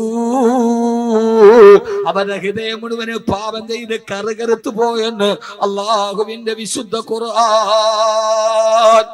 നമ്മുടെ ഹൃദയം മുഴുവന് കറുത്ത് കറ പിടിച്ചിരിക്കുകയാണ്. നമ്മുടെ ജീവിതത്തിന് ശുദ്ധി നഷ്ടപ്പെട്ടു പോയി. അല്ലാഹുവേ, ഞങ്ങളുടെ ജീവിതത്തിന് നീ ശുദ്ധി വരുത്തണേ അല്ലാ. നീ ഞങ്ങളുടെ ഹൃദയത്തിന് ശുദ്ധി വരുത്തണേ അല്ലാ. ഹൃദയം മുഴുവനും പാപം ചെയ്ത് കറുകറുത്തിരിക്കുകയാണ്. അങ്ങനെ കറുത്തിരുന്നാൽ പിന്നെ വാള് പറഞ്ഞാൽ മനസ്സിലാവൂല. പിന്നെ ചരിത്രം കേട്ട അപ്പക്കരയും. പക്ഷെ പിന്നെ അങ്ങോട്ട് തന്നെ പോകും. അതുകൊണ്ട് നമ്മുടെ പാപങ്ങളെ കുറിച്ച് ബോധമുണ്ടാവണം. ഞാൻ ചെയ്യുന്നത് തെറ്റാണ് എന്ന ബോധമുണ്ടാവണം. അല്ലാഹു ബോധം തരട്ടെ. രണ്ടാമത്തെ കാര്യം, എന്താണ് പാപം എന്ന് നിർവചിക്കണം. ഏതൊക്കെയാ പാപം? പാപങ്ങൾ ഏതൊക്കെയാ? ഞാൻ നേരത്തെ പറഞ്ഞല്ലോ, കള്ളു കുടിച്ചോ മാത്രമല്ല തൗബ ചെയ്യേണ്ടത്. ഒരു കാര്യം ഞാൻ ഉറപ്പിച്ചു പറഞ്ഞേക്കാം, ഏതെങ്കിലും പാപങ്ങൾ പൊറുക്കപ്പെടാതെ ജീവിതത്തിൽ കിടന്നാൽ കെലിമ പറഞ്ഞല്ലി മരിക്കാൻ പറ്റൂ. ഉറപ്പാണ്. ഏതെങ്കിലും ഒരു പാപം പൊറുക്കപ്പെടാതെ കിടന്നാൽ, എന്തിനാ ഉസ്താദെ മരിക്കണതിന് മുമ്പ് തൗബ ചെയ്യണത്? ശുദ്ധി ഉണ്ടാവണത്. ശുദ്ധി ഇല്ല എങ്കിൽ 2 അപകടമുണ്ട്. എത്ര അപകടം? എത്ര അപകടം? 2 അപകടം. ഒരപകടം ദുനിയാവിലാണ്, ഒരപകടം ആഖിറത്തിലേക്ക്. ആഖിറത്തിലെ അപകടം അവസാനം മരിക്കുന്ന സമയത്ത് കലിമ പറയാൻ പറ്റൂല. ലാ ഇലാഹ ഇല്ലല്ലാഹ് എന്ന് പറഞ്ഞിട്ട് മരിക്കൂല, ഉറപ്പ്. ഇനി ദുനിയാവിലെ അപകടം, ഏത് കച്ചവടം ചെയ്താലും രക്ഷപ്പെടൂല. ഏത് കച്ചവടം ചെയ്താലും രക്ഷപ്പെടൂല, കടം കൂടി വരികയുള്ളൂ. സമൂഹത്തിൽ തന്നെ പ്രശ്നങ്ങൾ ഉണ്ടാവും, മഴയുണ്ടാവില്ല, നാട്ടിൽ മഴയുണ്ടാവില്ല. കഴിഞ്ഞ 100 വർഷത്തിന്റെ ഇടയിലെ ഏറ്റവും വലിയ വരൾച്ചയിലേക്കാണ് കേരളം നീങ്ങുന്നത്. കഴിഞ്ഞ 100 വർഷത്തിന്റെ ഇടയിൽ ഇത്രയും വലിയ വരൾച്ച കേരളത്തിൽ ഉണ്ടായിട്ടില്ല. വെള്ളം കിട്ടൂല. എന്താ കാരണം? ഭാരതപ്പുഴയും ചാലിയാറും പെരിയാറും തടംതല്ലിയാർ തുടങ്ങിയ വൃഷ്ടഭൂമിയായിരുന്ന മലയാള മണ്ണിൽ ഇന്ന് ഒരു തുള്ളി വെള്ളം കിട്ടാതെ പോവാൻ എന്താ കാരണം? ജയലളിത മുല്ലപ്പെരിയാർ അടച്ചു കെട്ടിയത് കൊണ്ടല്ല, കാവേരിയിലെ വെള്ളം കിട്ടാത്തത് കൊണ്ടുമല്ല, നമ്മുടെ കയ്യിലിരുപ്പ് ശരിയില്ലാത്തത് കൊണ്ടാണ്. നമ്മുടെ കയ്യിലിരുപ്പ് ശരിയാവാത്തത് കൊണ്ടാണ്. കേരളം കുറച്ചൊക്കെ ഭേദമായിരുന്നു, ഇപ്പൊ കേരളവും ഏറ്റവും അധപ്പതിച്ചു കഴിഞ്ഞു. അള്ളാഹു നമ്മളെ കാത്തുരക്ഷിക്കട്ടെ. ഞാനത് വിശാലമായി പറഞ്ഞു തന്നെ, സമയം കുറവാണ്. കച്ചവടത്തിൽ പറക്കത്തുണ്ടാവില്ല. അപ്പോഴേ ചിന്തിച്ചോണം, പടച്ചോനെ ഞാൻ ചെയ്ത ഏതോ ഒരു പാപം പൊറുക്കപ്പെടാതെ കിടക്കുന്നുണ്ട്. കച്ചവടം കുറെ നടത്തി നോക്കി, പർദാ കച്ചവടം നടത്തി, പിന്നെ അത് ടെക്സ്റ്റൈൽസ് ആക്കി, പിന്നെ അത് ഹാർഡ്വെയർ ആക്കി, പിന്നെ അത് ഏറ്റവും അവസാനം കുഴിമന്തിയും റോസ്റ്റും ആക്കി, എന്നിട്ട് ഒന്നും രക്ഷപ്പെടണില്ല. അപ്പൊ അതിന്റെ അർത്ഥം എന്താ? ഏതോ ഒരു തെറ്റ് പൊറുക്കപ്പെടാതെ. തെറ്റേതാന്ന് ഞാൻ പിന്നീട് പറയാം. ഞാൻ പറഞ്ഞെങ്കിൽ മനസ്സിലാവണുണ്ടോ? പ്രശ്നം ഉറപ്പാണ്. ഖുർആൻ ഇതൊന്നും ബാക്കവി പറയണല്ല. ഖുർആൻ മഹാനായ ഹസൻ ബസ്രി റളിയല്ലാഹു തആല ഒരു ദിവസം സദസ്സിലിരിക്കുമ്പോ ഒരാൾ വന്നിട്ട് പറഞ്ഞു, മഹാനവറുകളെ, കച്ചവടം ചെയ്തിട്ട് കടം മാത്രമേ ഉള്ളൂ, ഈ കടം വീടാൻ എന്തെങ്കിലും ഒരു ദിക്ർ പറഞ്ഞു തരണം. അപ്പൊ തങ്ങളുടെ അടുത്ത് പോയിട്ടുള്ളൂ, തങ്ങളെ ആകെ പ്രശ്നമാണ്, ബുദ്ധിമുട്ടാണ്, എന്തെങ്കിലും ഒരു ദിക്ർ പറഞ്ഞു തരും. അപ്പൊ തങ്ങന്മാരൊക്കെ നമുക്കൊരു ദിക്ർ ഉസ്താദ്മാര് പറഞ്ഞു തരും. അതേപോലെ മഹാനായ ഹസൻ ബസ്രി റളിയല്ലാഹുവിന്റെ അടുക്കൽ പോയിട്ട് ഒരാൾ പറഞ്ഞു, മഹാനവറുകളെ, ജീവിതത്തിൽ വല്ലാത്ത കടമാണ്, പ്രയാസമാണ്, അത് മാറാൻ ഒരു ദിക്ർ പറഞ്ഞു തരും. മഹാനവറുകൾ പറഞ്ഞു, ഫഖുൽ അസ്തഗ്ഫിറുല്ലാഹ്, നീ ധാരാളമായിട്ട് അസ്തഗ്ഫിറുല്ലാഹൽ അദീം പറഞ്ഞോളി, ഇസ്തിഗ്ഫാർ ചൊല്ലിക്കോളിൻ, പാപങ്ങൾ പൊറുക്കുന്ന ദിക്റാണ് ഇസ്തിഗ്ഫാർ. ശിഷ്യന്മാർ ഇതൊക്കെ കണ്ടുകൊണ്ട് നിൽക്കാൻ. കുറെ കഴിഞ്ഞപ്പോ വേറൊരാൾ വന്നപ്പോ അയാൾ പറഞ്ഞു, മഹാനവറുകളെ, കല്യാണം കഴിഞ്ഞിട്ട് കുട്ടികളില്ല, എന്തെങ്കിലും ഒരു ദിക്ർ പറഞ്ഞു തരീൻ. അപ്പോഴും ഹസൻ ബസ്രി റളിയല്ലാഹു തആല പറഞ്ഞു, ഫഖുൽ അസ്തഗ്ഫിറുല്ലാഹ്, നീ നിന്റെ വീട്ടിലിരുന്നിട്ട് ധാരാളമായിട്ട് അസ്തഗ്ഫിറുല്ലാഹൽ അദീം പറഞ്ഞു. അയാളും പോയി. മൂന്നാമതൊരാൾ വന്നു. അയാൾ പറഞ്ഞു, മഹാനവറുകളെ, നാട്ടിൽ മഴ പെയ്യാതെ വലിയ വരൾച്ചയിലാണ്, എന്തെങ്കിലും ഒരു പ്രതിവിധി പറഞ്ഞു തരീൻ. അപ്പോഴും പറഞ്ഞു, ഫഖുൽ അസ്തഗ്ഫിറുല്ലാഹ്, നീ ധാരാളമായിട്ട് ഇസ്തിഗ്ഫാർ ചൊല്ലിക്കോളി. അയാളും പോയി. അപ്പൊ ഇത് കണ്ട ശിഷ്യന്മാർ ചോദിച്ചു, ഉസ്താദെ, 3 പേര് വന്നിട്ട് 3 രോഗമാണ് പറഞ്ഞത്, കൊടുത്ത മരുന്ന് ഒറ്റ മരുന്നാണ്, ഇത് നമ്മുടെ ഗവൺമെന്റ് ആശുപത്രിയിലെ മരുന്നുമാരോ ആയിപ്പോയല്ലോ എന്ന് ചോദിച്ചു. നമ്മുടെ നാട്ടിലെ താലൂക്ക് ഗവൺമെന്റ് ആശുപത്രി പോയാൽ ഏത് രോഗം പറഞ്ഞാലും ഒരു ചുമന്ന കുപ്പിയിൽ ഒരു ചുമന്ന മരുന്നുണ്ടത് വരും, എല്ലാം കുല്ലു ശിഫ. ഏത് ഗവൺമെന്റ് ആശുപത്രി പോയെങ്കിലും ഒരു ചുമന്ന മരുന്ന് കാണും. ഏത് രോഗം പറഞ്ഞാലും ഡോക്ടർ തരുന്ന മരുന്ന്. ഇത് അതുമാതിരി ആയിപ്പോയല്ലോ എന്ന് ചോദിച്ചു ശിഷ്യന്മാർ. അപ്പോഴാണ് മഹാനായ ഹസൻ ബസ്രി റളിയല്ലാഹു തആല പറഞ്ഞത്, ഇത് ഞാൻ പറഞ്ഞ മരുന്നല്ല, ഇത് അല്ലാഹു സുബ്ഹാനഹു വ തആല മഹാനായ നൂഹ് നബി അലൈഹി സ്വലാത്തു വസ്സലാമിന് പഠിപ്പിച്ചു കൊടുത്ത ചികിത്സയാണ്. ഇത് ഖുർആന്റെ ചികിത്സയാണ്. ഖുർആൻ പഠിക്കണം. അല്ലാഹു തൗഫീഖ് നൽകട്ടെ. فقلت استغفروا ربكم إنه كان غفارا يرسل السماء عليكم مدرارا ويمددكم بأموال وبنين ويجعل لكم جنات ويجعل لكم أنهارا. മഹാനായ നൂഹ് നബി തന്റെ ജനങ്ങളോട് പറഞ്ഞു കൊടുത്തു, ജനങ്ങളെ ഇസ്തഗ്ഫിറൂ റബ്ബക്കും, അല്ലാഹുവിനോട് പാപമോചനത്തിനോട് ചോദിക്കണേ. ഇന്നഹു കാന ഗഫാറാ, അവൻ പാപങ്ങൾ മുഴുവനും പുറത്തു തരുന്നവനാ. നിങ്ങൾ ധാരാളമായിട്ട് ഇസ്തിഗ്ഫാർ ചൊല്ലിയാൽ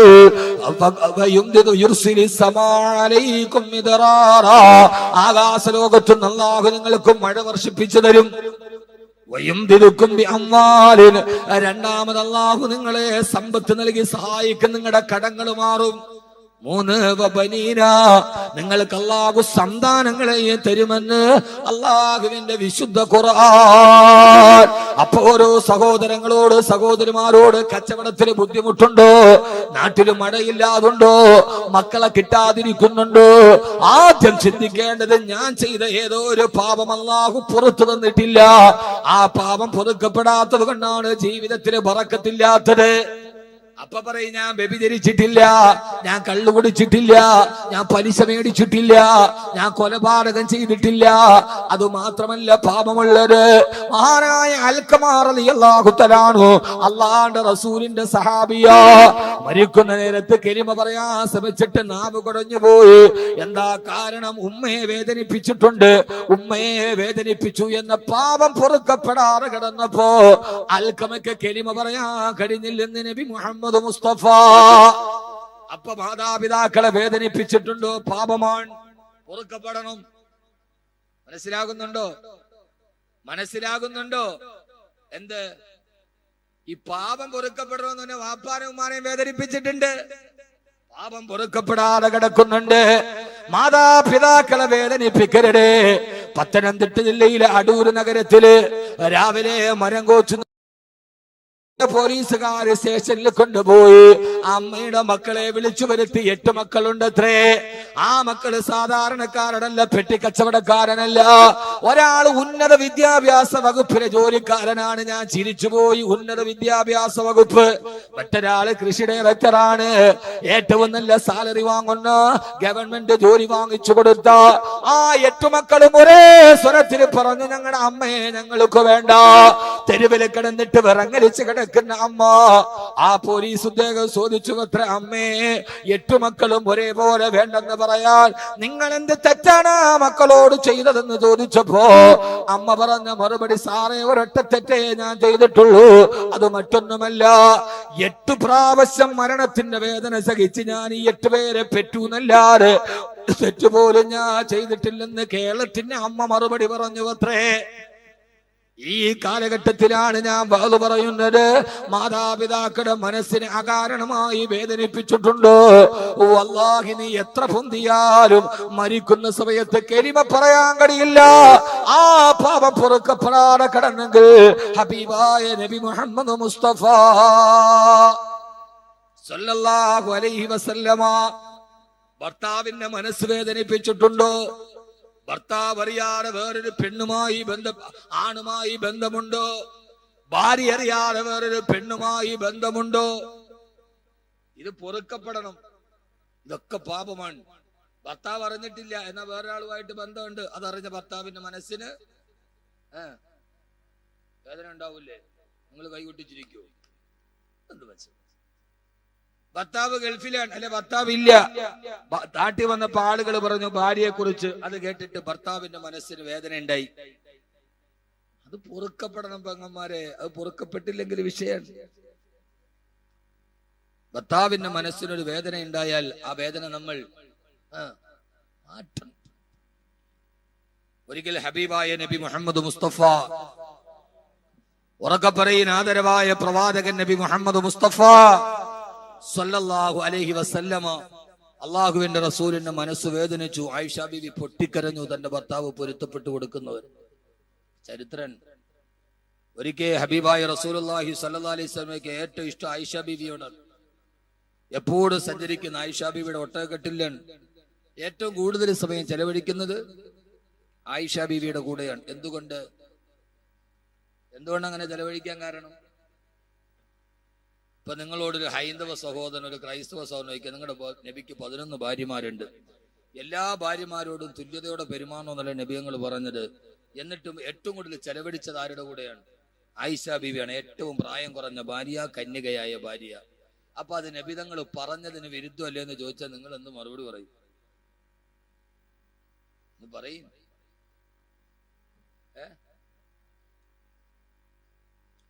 ആ പഠിപ്പിച്ചതിന് വിരുദ്ധമല്ലേ എന്ന് പറഞ്ഞാൽ നിങ്ങൾ എന്ത് മറുപടി പറയും? ഒരാൾക്ക് ഈ ചോദ്യത്തിന് സാധ്യതയില്ലേ?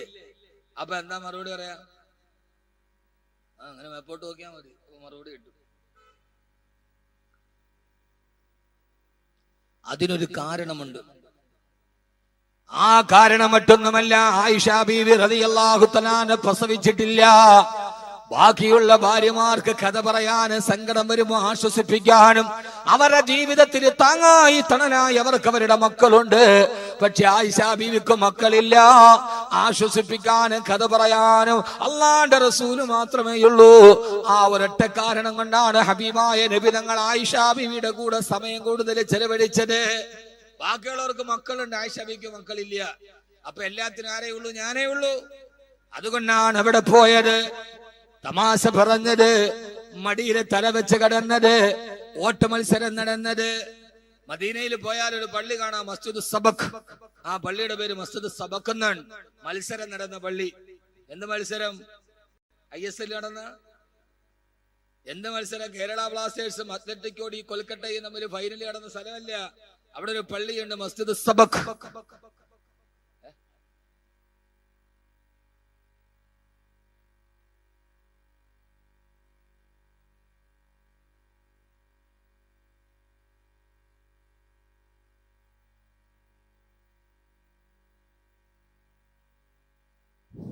ഞാൻ കുറെ നേരം കൊണ്ട് ചിന്തിക്കുന്നുണ്ട് മൈക്കിന് എന്ത് പറ്റി. ആദ്യ മൈക്ക് നല്ല മൈക്കായിരുന്നു, പിന്നെ അതിന്റെ കോയിൽ പോയി നൽകി. കുറച്ചുകൂടി ബേസ് കൊണ്ട് ബേസ്. ആദരവായ പ്രവാചകൻ നബി മുഹമ്മദ് മുസ്തഫ ശരിയായില്ല സല്ലല്ലാഹു അലൈഹി വസല്ലമ മത്സരം നടത്തിയ പള്ളിയാണ്. ഏത് മത്സരം? ആയിഷ ബിയായിട്ട് ഓട്ട മത്സരം നടത്തി. ആദ്യ മത്സരം നടന്നു, ആയിഷ ബീവി നബി തങ്ങളെ തോൽപ്പിച്ചു.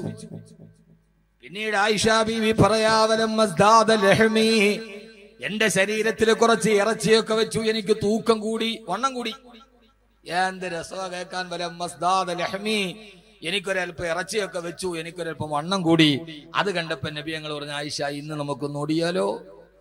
അന്ന് ആയിഷ ബീവിക്ക് വണ്ണം കുറവാണ്, അപ്പൊ തോപ്പിച്ചു. വലമ്മസ്ദാദ ലഹ്മി, എന്റെ ഇറച്ചി കൂടിയപ്പോ വീണ്ടും ഞാൻ നബിയും കൂടെ ഓടി, ഞാൻ തോറ്റുപോയി. വണ്ണം കൂടി കൊണ്ട് ഓടാൻ പറ്റിയില്ല. മസ്ജിദ് സബക്. ഭാര്യയും ഭർത്താവും തമ്മിൽ ഇങ്ങനെ ചില കെമിസ്ട്രിയൊക്കെ ഉണ്ടാവണം. വല്ലപ്പോഴും ഒരു ഓട്ട മത്സരമൊക്കെ നടത്തണം, വീടിന്റെ മുറ്റത്ത് ആരും കാണാതെ. അയലോക്കങ്കാര് കാണരുത്, കണ്ടാ തെറ്റിദ്ധരിക്കും. സുന്നത്താണ്. അള്ളാന്റെ റസൂൽ ആയിഷ ബീവിയുടെ മടിയിൽ തലവറച്ച് വർത്താനം പറഞ്ഞിരുന്നു, കടങ്കഥ പറഞ്ഞിരുന്നു, ചോദ്യം ചോദിച്ചിരുന്നു. ഇതൊക്കെ സുന്നത്താണ്. തൊപ്പി വെക്കൽ മാത്രമല്ല സുന്നത്ത്. നീ വലിയ അവറുകളായിട്ട് ഇങ്ങനെ അങ്ങ് നടന്നാ പോരാ. ഞാൻ ആരാ? ഞാൻ വലിയ അവറുകളാണ്. ഒരു വെള്ള മുണ്ട് കൊടുത്ത് വെള്ള ഷർട്ട് വിട്ട് കതറൊക്കെ മുക്കി അത് പശയൊക്കെ മുക്കിയിട്ട് അവൻ ഏതു സമയത്ത് ഒരു ഐഫോൺ ഇങ്ങേച്ച വീട്ടില് മറ്റൊരു ഗാലക്സി S7 ഇവിടെ. ഹലോ ഹലോ, DCC പ്രസിഡന്റ് അല്ലേ, സെക്രട്ടറി അല്ലേ? ഇത് പറയണ കേട്ടാ ഓർക്കും ഇവനെന്തോ ലോകത്തെ ഏറ്റവും വലിയ ആളാണ് എന്നും പറഞ്ഞിട്ട് അങ്ങനെ നാട്ടിൽ കൂടെ നടന്നാ പോരാ. ഭാര്യമാരുടെ അടുത്ത് പോയിരിക്കണം, സമയം കൊടുക്കണം അവർക്ക്. സന്ധ്യയാകുമ്പോ വീട്ടിൽ എത്തണം, അവരോട് സംസാരിക്കണം. അല്ല നീ വലിയ ആളായിട്ട് നടന്നാ പോരാ. അവസ്ഥാനം എങ്ങനെ നോക്കൂ?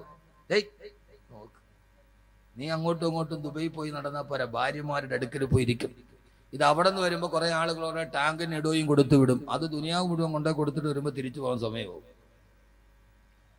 അങ്ങനെയല്ല, അവരോട് കൂടെ വർത്താനം പറയണം. അള്ളാന്റെ റസൂലും മടിയിലെ തലവെച്ച് വർത്തമാനം അല്ലാഹു അലൈഹി വസല്ലം. എന്റെ ഒരു അഭിപ്രായം എന്താ അറിയോ? വീടിന്റെ മുമ്പിൽ ഒരു കുറച്ച് മിറ്റം വേണം. ആ മിറ്റത്തിന്റെ സൈഡിൽ കുറച്ച് പുൽത്തകടിയൊക്കെ വേണം. രാത്രിയിൽ മക്കളൊക്കെ കിടന്നുറങ്ങി, അമ്മായിയപ്പനും അമ്മായിയമ്മയൊക്കെ ഉറങ്ങി, ഭാര്യയും ഭർത്താവും കൂടി പോയി രാത്രിയിൽ പോയി ആ പുല്ലിന്റെ മുകളിൽ ഇരുന്ന് അവര് പരസ്പരം കുറച്ചു നേരം വർത്താനൊക്കെ പറയണം. വല്ലപ്പോഴൊക്കെ, എന്നുമല്ല വല്ലപ്പോഴും ഒക്കെ. അള്ളാഹു തൗഫീഖ് തരട്ടെ. അങ്ങനെയുള്ള വീടൊക്കെ വെക്കണം കേട്ടോ. എന്റെ അഭിപ്രായം അതാണ്. എന്റെ അഭിപ്രായത്തിനോട് യോജിക്കാം വിയോജിക്കാം. ഒരു ചെറിയ വീടാണ്, എന്നാലും ഇവിടെ ഒരു ചെറിയ സ്ഥലത്ത് കുറച്ച് ചെടിയൊക്കെ നട്ട്, പുല്ലില്ല, നമ്മൾ തന്നെ കുറച്ച് ചെടിയൊക്കെ നട്ട് അവിടെ പോയി ഭാര്യയും ഭർത്താവും കൂടി അവിടെ പോയിരുന്ന്, മക്കളൊക്കെ ഉറങ്ങി, അമ്മയൊക്കെ ഉറങ്ങി, ഭാര്യയും ഭർത്താവും കൂടെ അവിടെ പോയിരുന്നു കുറച്ചു നേരം വർത്താനം പറഞ്ഞു. അവങ്ങൾക്ക് വലിയ സന്തോഷമാവും. പക്ഷെ ഭാര്യയും ഭർത്താവും ഒന്നിച്ചിരുന്ന് അവിടെ നിന്ന് വർത്താനം പറയുമ്പോൾ ഈ അമ്മായിയമ്മ എന്ന് പറയുന്ന സാധനം ഇങ്ങനെ മധുരന്റെ മുകളിൽ കൂടെ ഓന്ത് നോക്കുമ്പോൾ ഒളിഞ്ഞു നോക്കരുത്. ഭാര്യയും ഭർത്താവും കൊണ്ട് അവിടെ നിന്ന് പറയാ ഇതിപ്പോ ഇവൾ എന്താ ഇവന്റെ വെച്ചു. ഹബീബായ നബി സല്ലല്ലാഹു അലൈഹി വസല്ലം അതൊക്കെ ചെയ്യാറുണ്ടായിരുന്നു. അള്ളാഹുവിന്റെ പ്രവാചകന്റെ ഭാര്യമാരുടെ ഇടയിൽ അങ്ങനെ ചില സംസാരങ്ങൾ ഉണ്ടായിരുന്നു. ഒരിക്കൽ അള്ളാഹുവിന്റെ റസൂല് 11 ഭാര്യമാരെയും വിളിച്ചുകൂട്ടി അടുത്തിരുത്തി. എന്താ നബി എല്ലാരെയും കൂടെ വിളിച്ചത്? എന്നിട്ട് നബി സല്ലല്ലാഹു അലൈഹി വസല്ലം 12 ഭാര്യമാരുണ്ടായിരുന്ന ഒരാളുടെ ജീവിതത്തിൽ അദ്ദേഹം അനുഭവിച്ച ദുഃഖത്തിന്റെ ഒരു കഥ പറഞ്ഞു കൊടുത്തു. 11 ഭാര്യമാരെയും കൂട്ടി അടുത്തിരുത്തി. എന്നിട്ട് ബനു ഇസ്രായേലുള്ള 12 ഭാര്യമാരുള്ള ഒരാൾ അയാൾ അനുഭവിച്ച ത്യാഗവും ബുദ്ധിമുട്ടും നബി ഞങ്ങൾ പറഞ്ഞു കൊടുത്തു. അപ്പൊ ആയിഷ ബീവി ചോദിച്ചു, നബി ഇതിപ്പോ എന്തിനാ ഞങ്ങളോട് പറയണം? അപ്പൊ അല്ലാഹു റസൂൽ ചുമ്മാ പറഞ്ഞാണ്. ഇതാണ് മുത്ത് റസൂൽ, ഇതാണ് മുത്ത് റസൂൽ സല്ലല്ലാഹു അലൈഹി വസല്ലം. ഇതേപോലെ ഒരു ദിവസം ഹഫ്സ റളിയല്ലാഹു അൻഹാ ആയിഷ ബീവിയോട് പറഞ്ഞു, ഹഫ്സ നമുക്ക് അല്ലാഹുവിന്റെ റസൂലിനെ നമുക്കൊന്ന് പറ്റിക്കാം ഹഫ്സ. എന്താണ് പറ്റിക്കാൻ? അവർ രണ്ടുപേരും കൂടെ ചെറിയൊരു ഉപായം പ്ലാൻ ചെയ്തു. ഞാനത് പറഞ്ഞുതരാം, അല്ലാഹു തൗഫീഖ് നൽകട്ടെ. ഇൻഷാ അല്ലാഹ് ഈ പരിപാടിയുടെ വിജയത്തിനു വേണ്ടി സംഘാടകർ ഒരു ബക്കറ്റുമായിട്ട് നിങ്ങളുടെ മുമ്പിൽ വരും. എല്ലാവരും ഒരു കാര്യമായ ഒരു സംഖ്യ പരിപാടിയൊക്കെ അനൗൺസ്മെന്റ് ചെയ്തു. നോട്ട് നിരോധനം വന്നു. ആ നോട്ട് നിരോധനത്തിന്റെ ഇടയിൽ സംഘാടകർക്ക് സാമ്പത്തികമായി വലിയൊരു പ്രയാസമുണ്ട്. പ്രസന്റ് ചെയ്ത് പഠിക്കുക.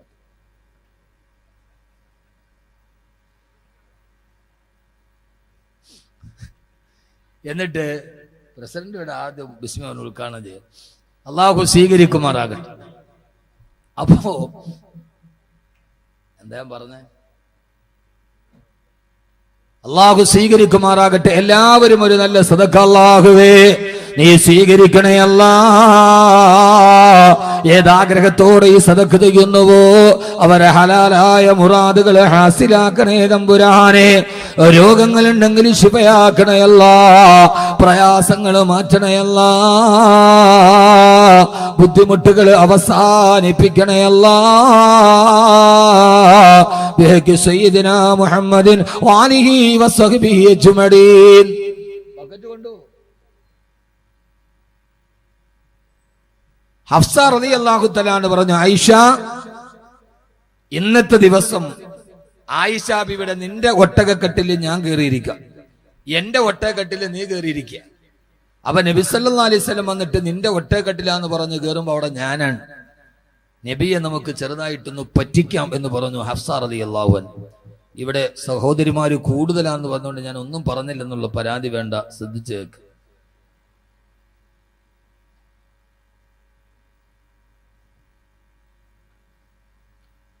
അങ്ങനെ മഹദിയായ ഹഫ്സ റളിയല്ലാഹു അൻഹ ആയിഷ ബീവിയുടെ ഒട്ടകക്കെട്ടിൽ കയറി. മഹാനായ നബി സല്ലല്ലാഹു അലൈഹി വസല്ലമ യാത്ര പോവാൻ ആയിഷ ബീവിയുടെ കട്ടിലോട്ട് കയറിയപ്പോ ഫൈദാ ഹിയ ബിഹഫ്സ, അവിടെ മഹദിയായ ഹഫ്സ ബീവി ഇരിക്കുകയാ. ഹഫ്സ റളിയല്ലാഹു തആല സലാം പറഞ്ഞു, അല്ലാഹുവിന്റെ റസൂൽ മനസ്സിലായി അവര് തന്നെ കബളിപ്പിച്ചതാണ്. പിന്നെ ഹബീബായ നബി തങ്ങളൊന്നും മിണ്ടിയില്ല. യാത്ര തുടർന്ന് രാത്രിയായപ്പോ ആ യാത്രയ്ക്ക് വേണ്ടി മരുഭൂമിയിൽ തമ്പടിച്ചു. ആയിഷ റളിയല്ലാഹു തആല വേറൊരു ഒട്ടകക്കെട്ടിലിരിക്കുന്നുണ്ട്. മഹദി അവറുകൾ രാവിലെ ഉറക്കമെഴുന്നേറ്റപ്പോ ഹബീബായ നബി തങ്ങൾ ഉറക്കത്തിൽ എഴുന്നേറ്റ് വരുമ്പോ അല്ലാഹുവിന്റെ റസൂലിനെ ഒന്ന് കളിയാക്കാൻ ഹബീബായ നബിയുടെ നേരെ നോക്കിയിട്ട് ഹബീബായ നബി തങ്ങൾ എഴുന്നേൽക്കുകയാണ്. ആയിഷ ബീവി എഴുന്നേറ്റ് പോയി അല്ലാഹുവിന്റെ റസൂലിന്റെ മുമ്പിൽ പോയിട്ട് നബിയെ കബളിപ്പിച്ചല്ലോ നബിയെ എന്ന ഒരു ഭാവത്തിൽ തന്നെ മുഖത്തേക്ക് നോക്കുമ്പോ അല്ലാഹുവിന്റെ റസൂലിന്റെ മുഖത്ത് വല്ലാത്ത വിഷാദഭാവമാ. അല്ലാഹുവിന്റെ റസൂലിന്റെ മുഖത്ത് വല്ലാത്ത ദുഃഖമുണ്ട്. ആയിഷ ബീവി റളിയല്ലാഹു തആലക്ക് സങ്കടമായി. അതേവരെയുള്ള കളിതമാശ മാറി, അതേവരെയുള്ള വിനോദം മാറി. തന്റെ പ്രിയപ്പെട്ട ഭർത്താവായ ഹബീബായ നബി തങ്ങളുടെ മുഖത്ത് വല്ലാത്ത ദുഃഖത്തിന്റെ കാളിമ കണ്ടപ്പോ ആയിഷ ബീവി സങ്കടപ്പെട്ടു പോയി. അല്ലാ, ഇന്നലെ ഞാൻ കാണിച്ച ഒരു കുസൃതി കാരണത്താൽ എന്റെ ഭർത്താവിന്റെ മനസ്സിന് വിഷമമില്ല എന്നുള്ള ബോധ്യം വന്നപ്പോ ആയിഷ ബീവി ബീവിക്ക് തെറ്റ് മനസ്സിലായി. ഇദ്ഖർ പുൽക്കൂട്ടങ്ങൾ നിറഞ്ഞു നിൽക്കുന്ന പുൽക്കൂട്ടത്തിന്റെ ഇടയിലേക്ക് തന്റെ കാലുകൾ ഇറക്കി വെച്ചിട്ട് ആയിഷ ബീവി പൊട്ടിക്കരഞ്ഞുകൊണ്ട് പറഞ്ഞു, അത്രേ അല്ലാഹുവേ, ആയിഷ ചെയ്ത ഒരു കുസൃതി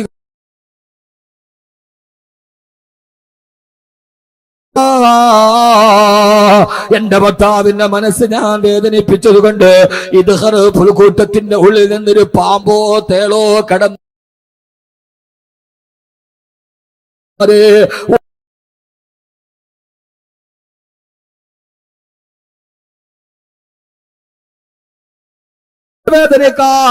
കാരണക്കാരിയായപ്പോ ആ പ്രിയപ്പെട്ട ഭർത്താവിന്റെ ദുഃഖമോത്ത് പൊട്ടിക്കരഞ്ഞ ആയിഷ ബീവി അവസാനം കുറച്ചു നേരം തോളിലൊരു ഘട്ടം കണ്ട് തിരിഞ്ഞു നോക്കുമ്പോ അള്ളാന്റെ റസൂലാണ് ആയിഷ എഴുന്നേക്കുമോളെ എന്ന് ഹബീബായ നബി തടികിത്തലോട് തന്റെ നെഞ്ചിലോട്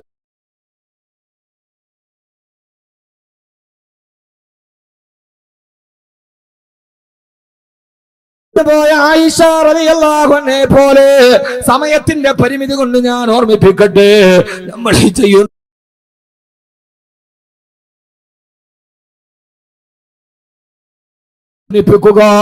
ഭാര്യമാരെ മനസ്സ് വേദനിപ്പിക്കുക, ഇതൊക്കെ ജീവിതത്തിൽ അല്ലാഹു ഇഷ്ടപ്പെടാത്ത പാപങ്ങളാണ്.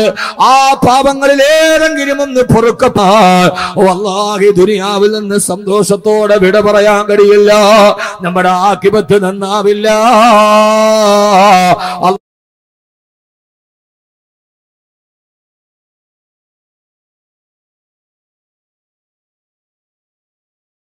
നമ്മുടെ ആഖിബത്തിന് തടസ്സമായി നിൽക്കുന്ന, നമ്മുടെ ആഖിബത്ത് നന്നാവാ തടസ്സമായി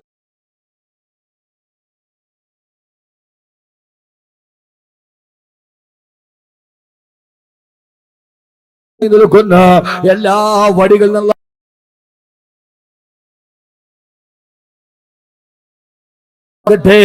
അതുകൊണ്ട് എന്റെ പ്രിയപ്പെട്ട സഹോദരിമാരോട് ഈ വിഷയത്തിന്റെ പരിസമാപ്തി കുറിച്ചുകൊണ്ട് ഈ വിനീതന് പറയാനുള്ളത്, തെറ്റ് ചെയ്യാത്തവര് വളരെ കുറവാ. ആ തെറ്റുകളൊക്കെ തെറ്റുകളാന്ന് മനസ്സിലാക്കി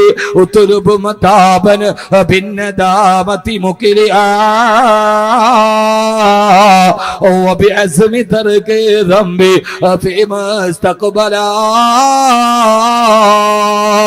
ചെയ്തു പോയ എല്ലാ പാപങ്ങളും അല്ലാഹുവേ ഇനി ഞാൻ ജീവിതത്തിൽ ചെയ്യില്ല എന്ന് ഉറപ്പ് വെച്ച് അല്ലാഹുവിലേക്ക് തിരിച്ചു മടങ്ങുക. അല്ലാഹു നമുക്ക് തൗഫീഖ് നൽകി അനുഗ്രഹിക്കുമാറാകട്ടെ. അല്ലാഹു നമുക്ക് തൗഫീഖ് നൽകി അനുഗ്രഹിക്കുമാറാകട്ടെ. അതുകൊണ്ട് ഒരു അനിവാര്യമായ മാറ്റത്തിന് നമ്മൾ തയ്യാറെടുക്കുക. ആ മാറ്റത്തിന് വേണ്ടി നമ്മുടെ ഹൃദയത്തെ സജ്ജീകരിക്കുക. എല്ലാവരും ഉറക്ക ഒരു 3 സ്വലാത്ത് ചൊല്ലുക. ഇൻഷാ അല്ലാഹ് ഇനി നമുക്ക് ഈ ജീവിതത്തിൽ ഹദ്ദാദ് നഗറിൽ ഒരുമിച്ചിരിക്കുമ്പോ നമ്മുടെ ഹൃദയത്തിൽ വിദ്വേഷം വേണ്ട, നമുക്ക് പകകൾ വേണ്ട, നമുക്ക് തെറ്റിനോടുള്ള അഭിമാനം വേണ്ട. അല്ലാഹുവേ, ചുരുക്കകാലം നീ ഞങ്ങൾക്ക് ആയുസ് നൽകുമ്പോ ഞങ്ങളിൽ ആദ്യമാരാണ് മണ്ണിലേക്ക് പോകുന്നതെന്നറിയില്ല, ആരാണ് കബറടക്കപ്പെടുന്നതെന്നറിയില്ല, ആരുടെ മയ്യത്ത് നിസ്കാരമാണ് ആദ്യം നിർവഹിക്കുന്നതെന്നറിയില്ല. എന്തിനാണ് മോനെ ഈ മത്സരം? എന്തിനാണ് ഈ വിഭാഗീയത? എന്തിനാ? ഓരോ സംഘടനകളും ഓരോ പാർട്ടികളും ഓരോ മഹല്ലുകളും ഓരോ വിഭാഗങ്ങളും ഒക്കെ ജഹുസവത്തിന് സ്വാഭാവികമാ. പക്ഷെ അതിനൊക്കെ അപ്പുറം നമ്മളെല്ലാവരും ഒന്നല്ലയോ? നമ്മുടെ കിബില ഒന്നല്ലയോ? നമ്മുടെ റസൂൽ ഒന്നല്ലയോ? നമ്മുടെ ഖുർആൻ ഒന്നല്ലയോ? നമ്മൾ പറയുന്നതെല്ലാം അല്ലാഹു അക്ബർ എന്നല്ലയോ? പിന്നെ എന്തിനാണ് ഈ പരസ്പരമുള്ള മത്സരങ്ങൾ? പിന്നെന്തിനാണ് പരസ്പരമുള്ള അകൽച്ചകൾ? അവസാനം എന്തൊക്കെ പറഞ്ഞാലും ഞാനൊന്ന് ചോദിക്കട്ടെ, നിങ്ങൾ മുസ്ലിം ലീഗുകാരനാണെങ്കിലും INL-കാരനാണെങ്കിലും കമ്മ്യൂണിസ്റ്റുകാരനാണെങ്കിലും കോൺഗ്രസ്സുകാരനാണെങ്കിലും നമ്മളെല്ലാവരും ഒന്നിച്ചു നിൽക്കുന്നൊരു ദിവസമുണ്ട്. ആ ദിവസം ഏറെന്നറിയോ? ഈ പള്ളിയുടെ മുറ്റത്ത് മരിച്ചവന്റെ കൂടപ്പുറപ്പിന്റെ മയ്യത്ത് കൊണ്ടുവന്ന് വെക്കുമ്പോ അതിന്റെ പുറകിൽ നിൽക്കുമ്പോ നമ്മളൊക്കെ ഒന്നിച്ചു പറയുന്നൊരു വാക്കേതാ?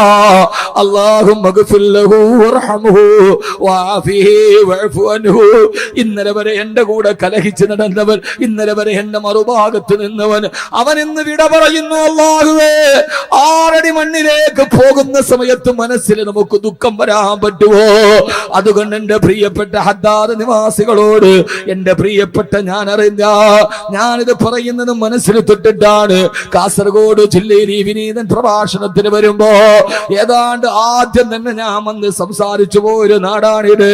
പക്ഷെ ഇപ്പൊ ചില വാക്കുകളൊക്കെ കേൾക്കുമ്പോ, ചില വാർത്തകൾ കേൾക്കുമ്പോ വല്ലാഹി നിങ്ങളുടെ ഒരു സഹോദരന്റെ രീതിയിൽ മനസ്സിൽ വിഷമം തോന്നാറുണ്ട്.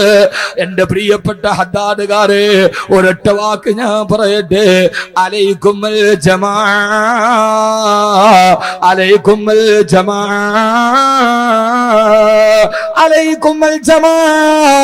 നിങ്ങൾ നിങ്ങളുടെ ജമാഅത്തിനെ മുറുകെ പിടിക്കണേ.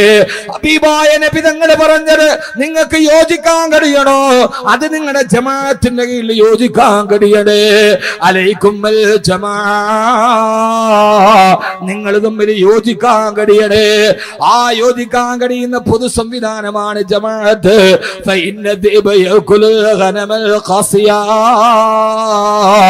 ഒറ്റതിരിഞ്ഞ് നടക്കുന്ന ആടിനെയാണ് ചെന്നായ ആക്രമിക്കുക. നമ്മുടെ ശരീരത്തിന് നേരെ ശത്രുക്കൾ ഒന്നിക്കുമ്പോ, നമ്മുടെ ദീനിന് വേണ്ടി ശത്രുക്കൾ ഒന്നിക്കുമ്പോ, മുസൽമാന് ജീവിക്കാൻ കഴിയാത്ത സാഹചര്യം ഉണ്ടാകുമ്പോ ഇപ്പോഴും നമ്മൾ മൈക്ക് കെട്ടിയിട്ട് തെറി പറയേണ്ടവരാണോ? നമ്മൾ പരസ്പരം ചെളിവാരി എറിയേണ്ടവരാണോ? ഒന്നിച്ചൊന്നായി ചേർന്ന് നിന്ന് അള്ളാഹുവേ മരിക്കുന്നത് വരെ ഞങ്ങളൊന്നാണ്. അള്ളാഹുടെ ദീനിന് വേണ്ടി ഒന്നിക്കാൻ കഴിയുന്നില്ലെങ്കിൽ പിന്നെ എന്നാണ് നമുക്ക് ഒന്നിക്കാൻ കഴിയുക? പണത്തിന് വേണ്ടി വേണ്ട, പദവിക്ക് വേണ്ടി വേണ്ട. പണം എവിടെ സഹോദര? 20,000 കോടി രൂപ ബാക്കി വെച്ച പെണ്ണാണ് ജയലളിത പോയി കിടന്നത് 6 അടി മണ്ണിലാണ്. നീ കുറെ കോടികൾ ഉണ്ടാക്കിയിട്ടത് തട്ടിച്ചിട്ടാകട്ടെ, വെട്ടിച്ചിട്ടാകട്ടെ, നേരായ മാർഗത്തിലാകട്ടെ, കുറെ പച്ചനോട്ടിന്റെ തിളക്കമുണ്ടായിട്ട് കാര്യമെന്താ? കാര്യമെന്താ നിനക്കുള്ളത്? കബറിൽ പോയി കിടക്കേണ്ട ശരീരമല്ലേ? നാളെ മരിച്ചു പോയിട്ടവന്റെ മയ്യത്തിന്റെ മുമ്പിൽ വിങ്ങിപ്പൊട്ടാനല്ല, മരിച്ചു കിടക്കുന്നവനെ നിന്നോടെന്ത് ശത്രുത? നിന്നോടെന്ത് ശത്രുത? നിന്നോടെന്ത് ശത്രുത? നിങ്ങളെല്ലാവരും അയൽപക്കക്കാരാണ്, നിങ്ങൾ കുടുംബ ബന്ധക്കാരാണ്, നിങ്ങൾ പരസ്പരം ചേർന്നിരിക്കേണ്ടവരാണ്. നാളെ ഒരു വാർത്ത കേട്ടിട്ട് കരഞ്ഞിട്ട് കാര്യമുണ്ടോ? സുനാഹി സ്പറുമേ ക്യാ ഈദ് ഹോ രഹി ഹേ മരന വാലെ ജാത്തെ ഹേ കപ്പടേ ബദൽ ബദൽ കർ. രാവിലെ ഉറക്കത്തിൽ എഴുന്നേറ്റപ്പോ എന്റെ തൊട്ടടുത്ത കൂട്ടുകാരൻ അവൻ എന്റെ എതിരാളിയാണ്, അവൻ എന്റെ ശത്രുപക്ഷത്തുള്ളവനാണ്. അവന്റെ വീട്ടിൽ നീലട്ടാർപ്പായ വലിച്ചു കെട്ടിയിട്ടുണ്ട്. ആളുകൾ കൂട്ടം കൂടി നിൽക്കുന്നുണ്ട്. വന്നവരുടെ കയ്യിൽ വെള്ള വസ്ത്രങ്ങൾ ഇരിക്കുന്നുണ്ട്. ഞാൻ കണ്ണു തിരുമ്മി നോക്കി, എന്ത് പറ്റിപ്പോയി? അവിടെ പെരുന്നാളിന്റെ ആഘോഷമാണോ? അതല്ല അവന്റെ കല്യാണത്തിന്റെ ദിവസമാണോ?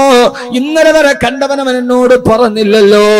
അടുത്തടുത്ത് ഞാൻ അയൽവക്കത്തെ വീട്ടിൽ പോയപ്പോഴാണ് ചിത്രം വ്യക്തമായത്. അവിടെ കല്യാണത്തിന്റെ ഒരുക്കമല്ല, വന്നു നിൽക്കുന്നവന്റെ കയ്യിലുള്ള പൂമാലയും വസ്ത്രവും പുതുമണവാട്ടിക്ക് കൊടുത്തതല്ല. പിന്നെ എന്താണ് ഇവിടെ സംഭവിച്ചത്? മർനവാല ജാതേ കപ്പടേ ബദൽ ബദൽ കർ. എന്റെ കൂട്ടുകാരൻ മരിച്ചു കിടക്കുകയാണ്. എന്റെ കൂട്ടുകാരൻ ഇന്നലെ ഉറക്കത്തിൽ എഴുന്നേറ്റില്ലത്രേ. രാവിലെ തട്ടി വിളിച്ചപ്പോ അനക്കമില്ലത്രേ. അവിടെ വരുന്നവനെ പുതപ്പിക്കാനുള്ള കഫന്നുണിയാണ്.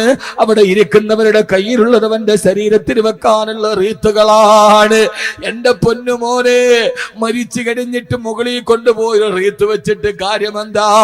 തടവാ ഉസ്താദ് പൊതിച്ചതുപോലെ ഇരുമ്പിന്റെ ഉലക്ക വിഴുങ്ങി എന്നാൽ പിന്നെ ചുക്കിന്റെ വെള്ളം അതിനു മതിയോ പൊന്നേ? ഇരുമ്പിന്റെ ഉലക്ക വിഴുങ്ങി എന്നാൽ പിന്നെ ചുക്കിന്റെ വെള്ളം അതിനു മതിയോ പൊന്നേ? എല്ലാ കൊള്ളരിതായ്മയും ചെയ്തിട്ട് അവസാനം മരിച്ചിട്ട് നെഞ്ചിന്റെ മുകളിൽ റീത്ത് വെച്ചാൽ നിനക്കെന്ത് പുണ്യം കിട്ടാനാ? ജീവിതത്തിൽ സൽക്കർമ്മം ചെയ്യണം.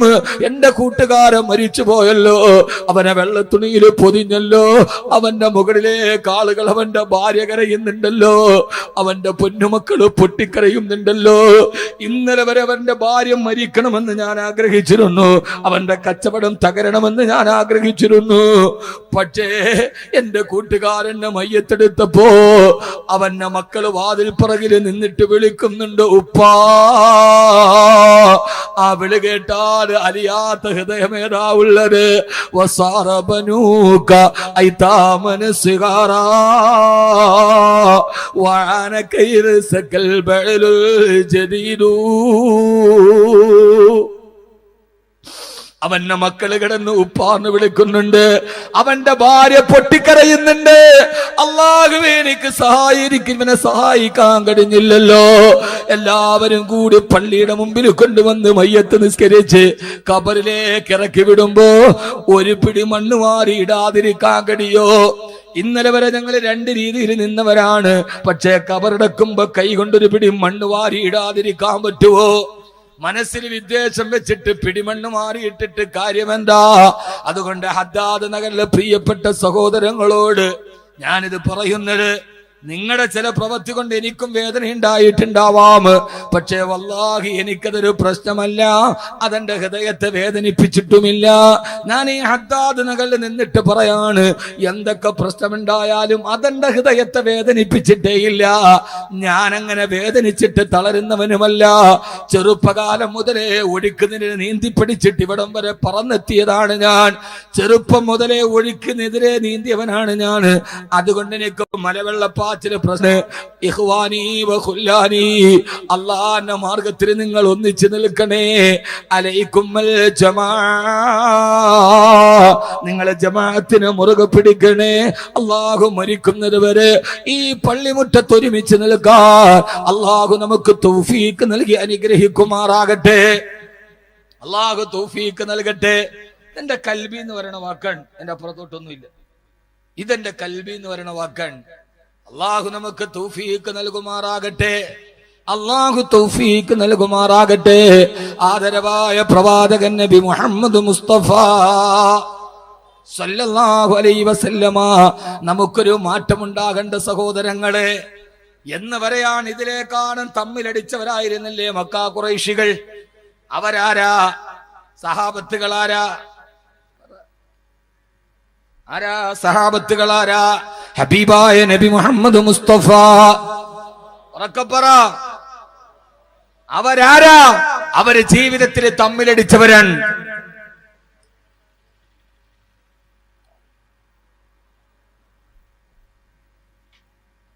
അവരെ ജീവിതത്തിൽ തമ്മിലടിച്ചവരാണ്. ഉമറിനെ പോലെ വലിയൊരു തെമ്മാടിയാരാ? ഉമറിനെ പോലെ ലോകം കണ്ട തെമ്മാടിയാരാ? ഹബീബായ നബി മുഹമ്മദ് മുസ്തഫ സല്ലല്ലാഹു അലൈഹി വസല്ലമ. ഉക്കാല ചന്തയിൽ പേർഷ്യക്കാര് വന്ന് മലത്തി കടത്തിയിട്ട് അറബികളെ തോൽപ്പിക്കുമ്പോ പേർഷ്യക്കാരായ മല്ലന്മാരെ തോൽപ്പിച്ചിട്ട് നെഞ്ചിലോട്ട് കാലെടുത്ത് വെച്ചിട്ട്, ആരുണ്ടടാ ഖത്താബിന്റെ മകൻ ഉമറിനെ തോൽപ്പിക്കാനെന്ന് നെഞ്ചു വിരിച്ചു ചോദിച്ച ഉമറിനെ പേടിയാണ് നാട്ടുകാർക്ക്. ഒരാൾ പോലും ഉമറിന്റെ നേരെ നിൽക്കില്ല. ഒരാൾ ഉമറിനോട് ചോദ്യം ചെയ്യില്ല. ഉമറിനെ കേട്ടാല് നാടിലെ കിടുകിടാ വിറപ്പിച്ച തമ്മാടി ലാ യസ്ലഹു വലദു ഖത്താബ് ഹത്താ യസ്ലഹു ഹിമാറു ഖത്താബ്. ഖത്താബിന്റെ വീട്ടിലെ കഴുതക്ക് മനസ്സ് മാറ്റമുണ്ടായാലും ഖത്താബിന്റെ മകൻ ഉമറിന് മനസ്സിന് മാറ്റമുണ്ടാവില്ല. നന്നായില്ല മനുഷ്യൻ, നമുക്കെന്ന് നന്നായി കൂടാ. അതങ്ങനെയല്ല ഉസ്താറെ, അത് ഇങ്ങനെ. എന്തിങ്ങനെ? ഉമറിനെ നന്നാവാങ്കിൽ പിന്നെ നമുക്കെന്തുകൊണ്ട് നന്നായിക്കൂടാ? അതിന്റെ അകത്ത് പിന്നെ ഒരു കാരണം പറയാൻ പാടില്ല. ഒറ്റ കാരണമേ ഉള്ളൂ, അള്ളാഹുടെ തൃപ്തിക്ക് വേണ്ടി. എന്തിനു വേണ്ടി? ഉമർ നന്നായത് മക്കയുടെ അധികാരത്തിന് വേണ്ടിയല്ല, ഉമർ നാട്ടിലെ വലിയവനാവാനല്ല. ഉമറിന് നന്നാവാൻ കഴിഞ്ഞില്ല. ഏത് രീതിയിലും നന്നായി. ആദരവായ പ്രവാചകൻ നബി മുഹമ്മദ് മുസ്തഫ സല്ലല്ലാഹു അലൈഹി വസല്ലം വഫാത്തായി. മഹാനായ നബി സല്ലല്ലാഹു അലൈഹി വസല്ലമയുടെ ഭൗതിക ശരീരം ആയിഷ റളിയല്ലാഹു തആല വീട്ടിൽ കൊണ്ടുപോയി വെക്കുമ്പോ സഹാബത്ത് പറഞ്ഞു, തൂഫിയ റസൂലുള്ളാഹ്. മഹാനായ അബൂബക്കർ റളിയല്ലാഹു തആല അൻഹു ഹബീബായ നബി തങ്ങളുടെ ശരീരത്തിന്റെ ചാരത്ത് വന്ന് നിന്നിട്ട് അബൂബക്കർ റളിയല്ലാഹു അൻഹു പറഞ്ഞു, മുത്തുനബിയേ സല്ലല്ലാഹു അലൈഹി വസല്ലം, ഇതെന്തോ ഒരു അത്ഭുതമാണ് നബിയേ. അങ്ങ് ജീവിച്ചിരുന്നപ്പോഴും സുഹൃതമാണ്, അങ്ങ് ജീവിച്ചിരുന്നപ്പോഴും സുഗന്ധമാണ്, അങ്ങ് വിട പറയുമ്പോൾ സുഗന്ധം മാറിയിട്ടില്ലല്ലോ നബിയേ. എന്തോ ഒരു സുഗന്ധമാണ് അങ്ങയുടെ ശരീരത്തിൽ നിന്ന് വരുന്നത് നബിയേ എന്ന് പറയുമ്പോഴാണ് കരഞ്ഞ് കലങ്ങിയ കണ്ണുമായി കോപാക്രാന്തനായി ഉമർ വന്നത് അള്ളാന്റെ റസൂലിന്റെ ശരീരത്തിന്റെ ചാരത്ത് വന്നത് മുഖത്തേക്ക് നോക്കിയിട്ട് ഇങ്ങനെ പൊട്ടിക്കരയുമ്പോ ആരോ വിളിച്ചു പറഞ്ഞു ഉമറേ തൂഫിയ റസൂലുള്ളാഹ്, അള്ളാന്റെ റസൂൽ നമ്മളെ വിട്ടുപോയി ഉമറേ.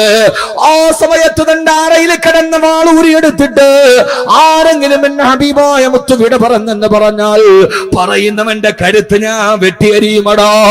അത്താതുകാരെ ആരായി പറയുന്നത്? ഈ മനുഷ്യന്റെ തലയെടുക്കാൻ ഊരിപ്പിടിച്ച വടിവാളുമായി പോയ അതേ മനുഷ്യനാണ്. ഞാൻ കൊല്ലാൻ പോയ ആളാരോ അദ്ദേഹം വധിക്കപ്പെട്ടെന്ന് പറഞ്ഞാൽ പറയുന്നവന്റെ കഴുത്ത് ഞാൻ വെട്ടിയെടുക്കുമെന്ന് ഭ്രാന്തനെ പോലെ ഉടവാള് വീശിയെറിയുമ്പോ അബൂബക്കർ റളിയല്ലാഹു തആല വന്നു ഉമറിന്റെ മുത്തടിയിലേക്ക് കൈവച്ചിട്ട് ഉമറേ, ഹബീബായ നബി തങ്ങൾ നമ്മളെ വിട്ടുപോയി ഉമറേ.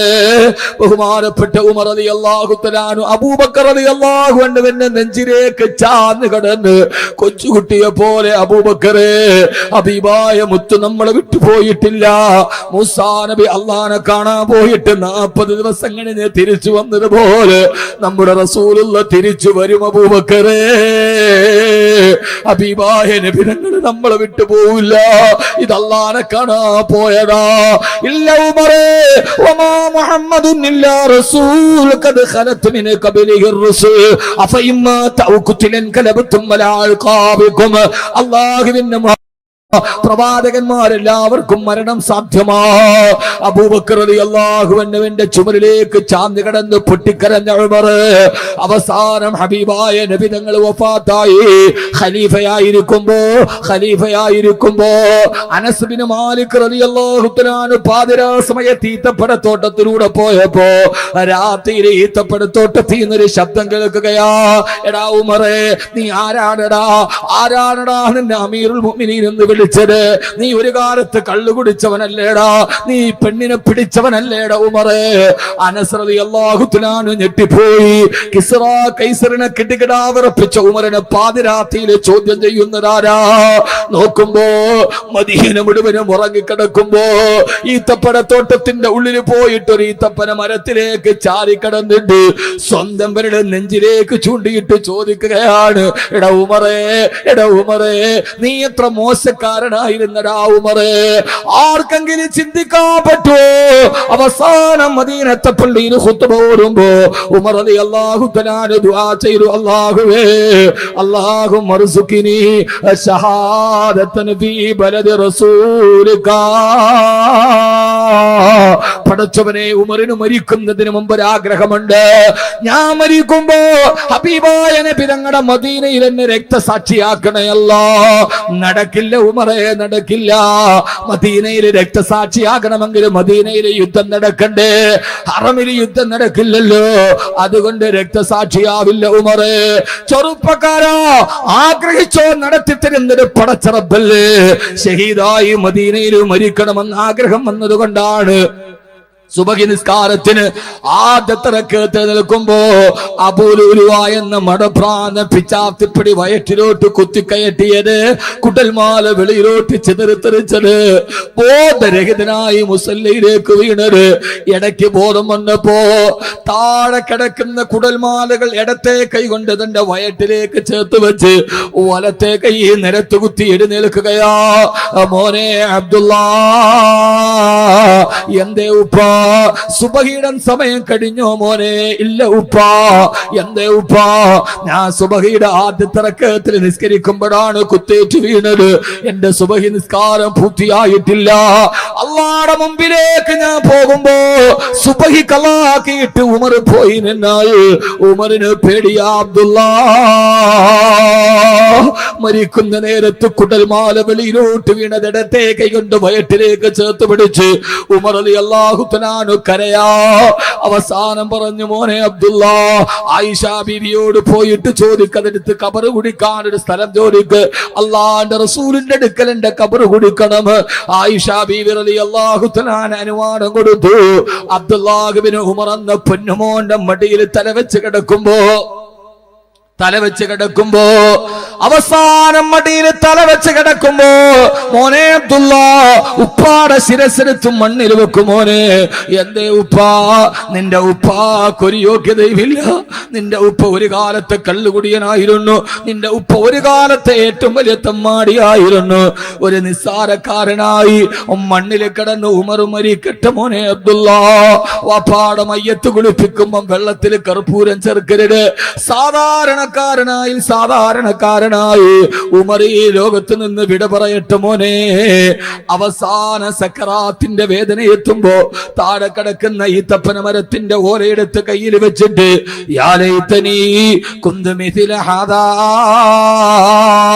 അല്ലാഹുവേ ഞാൻ ഇതേപോലെ ഒരു പുൽക്കൊടിയായി മാറിയിരുന്നെങ്കിൽ എത്ര നന്നായിരുന്നു അല്ലാ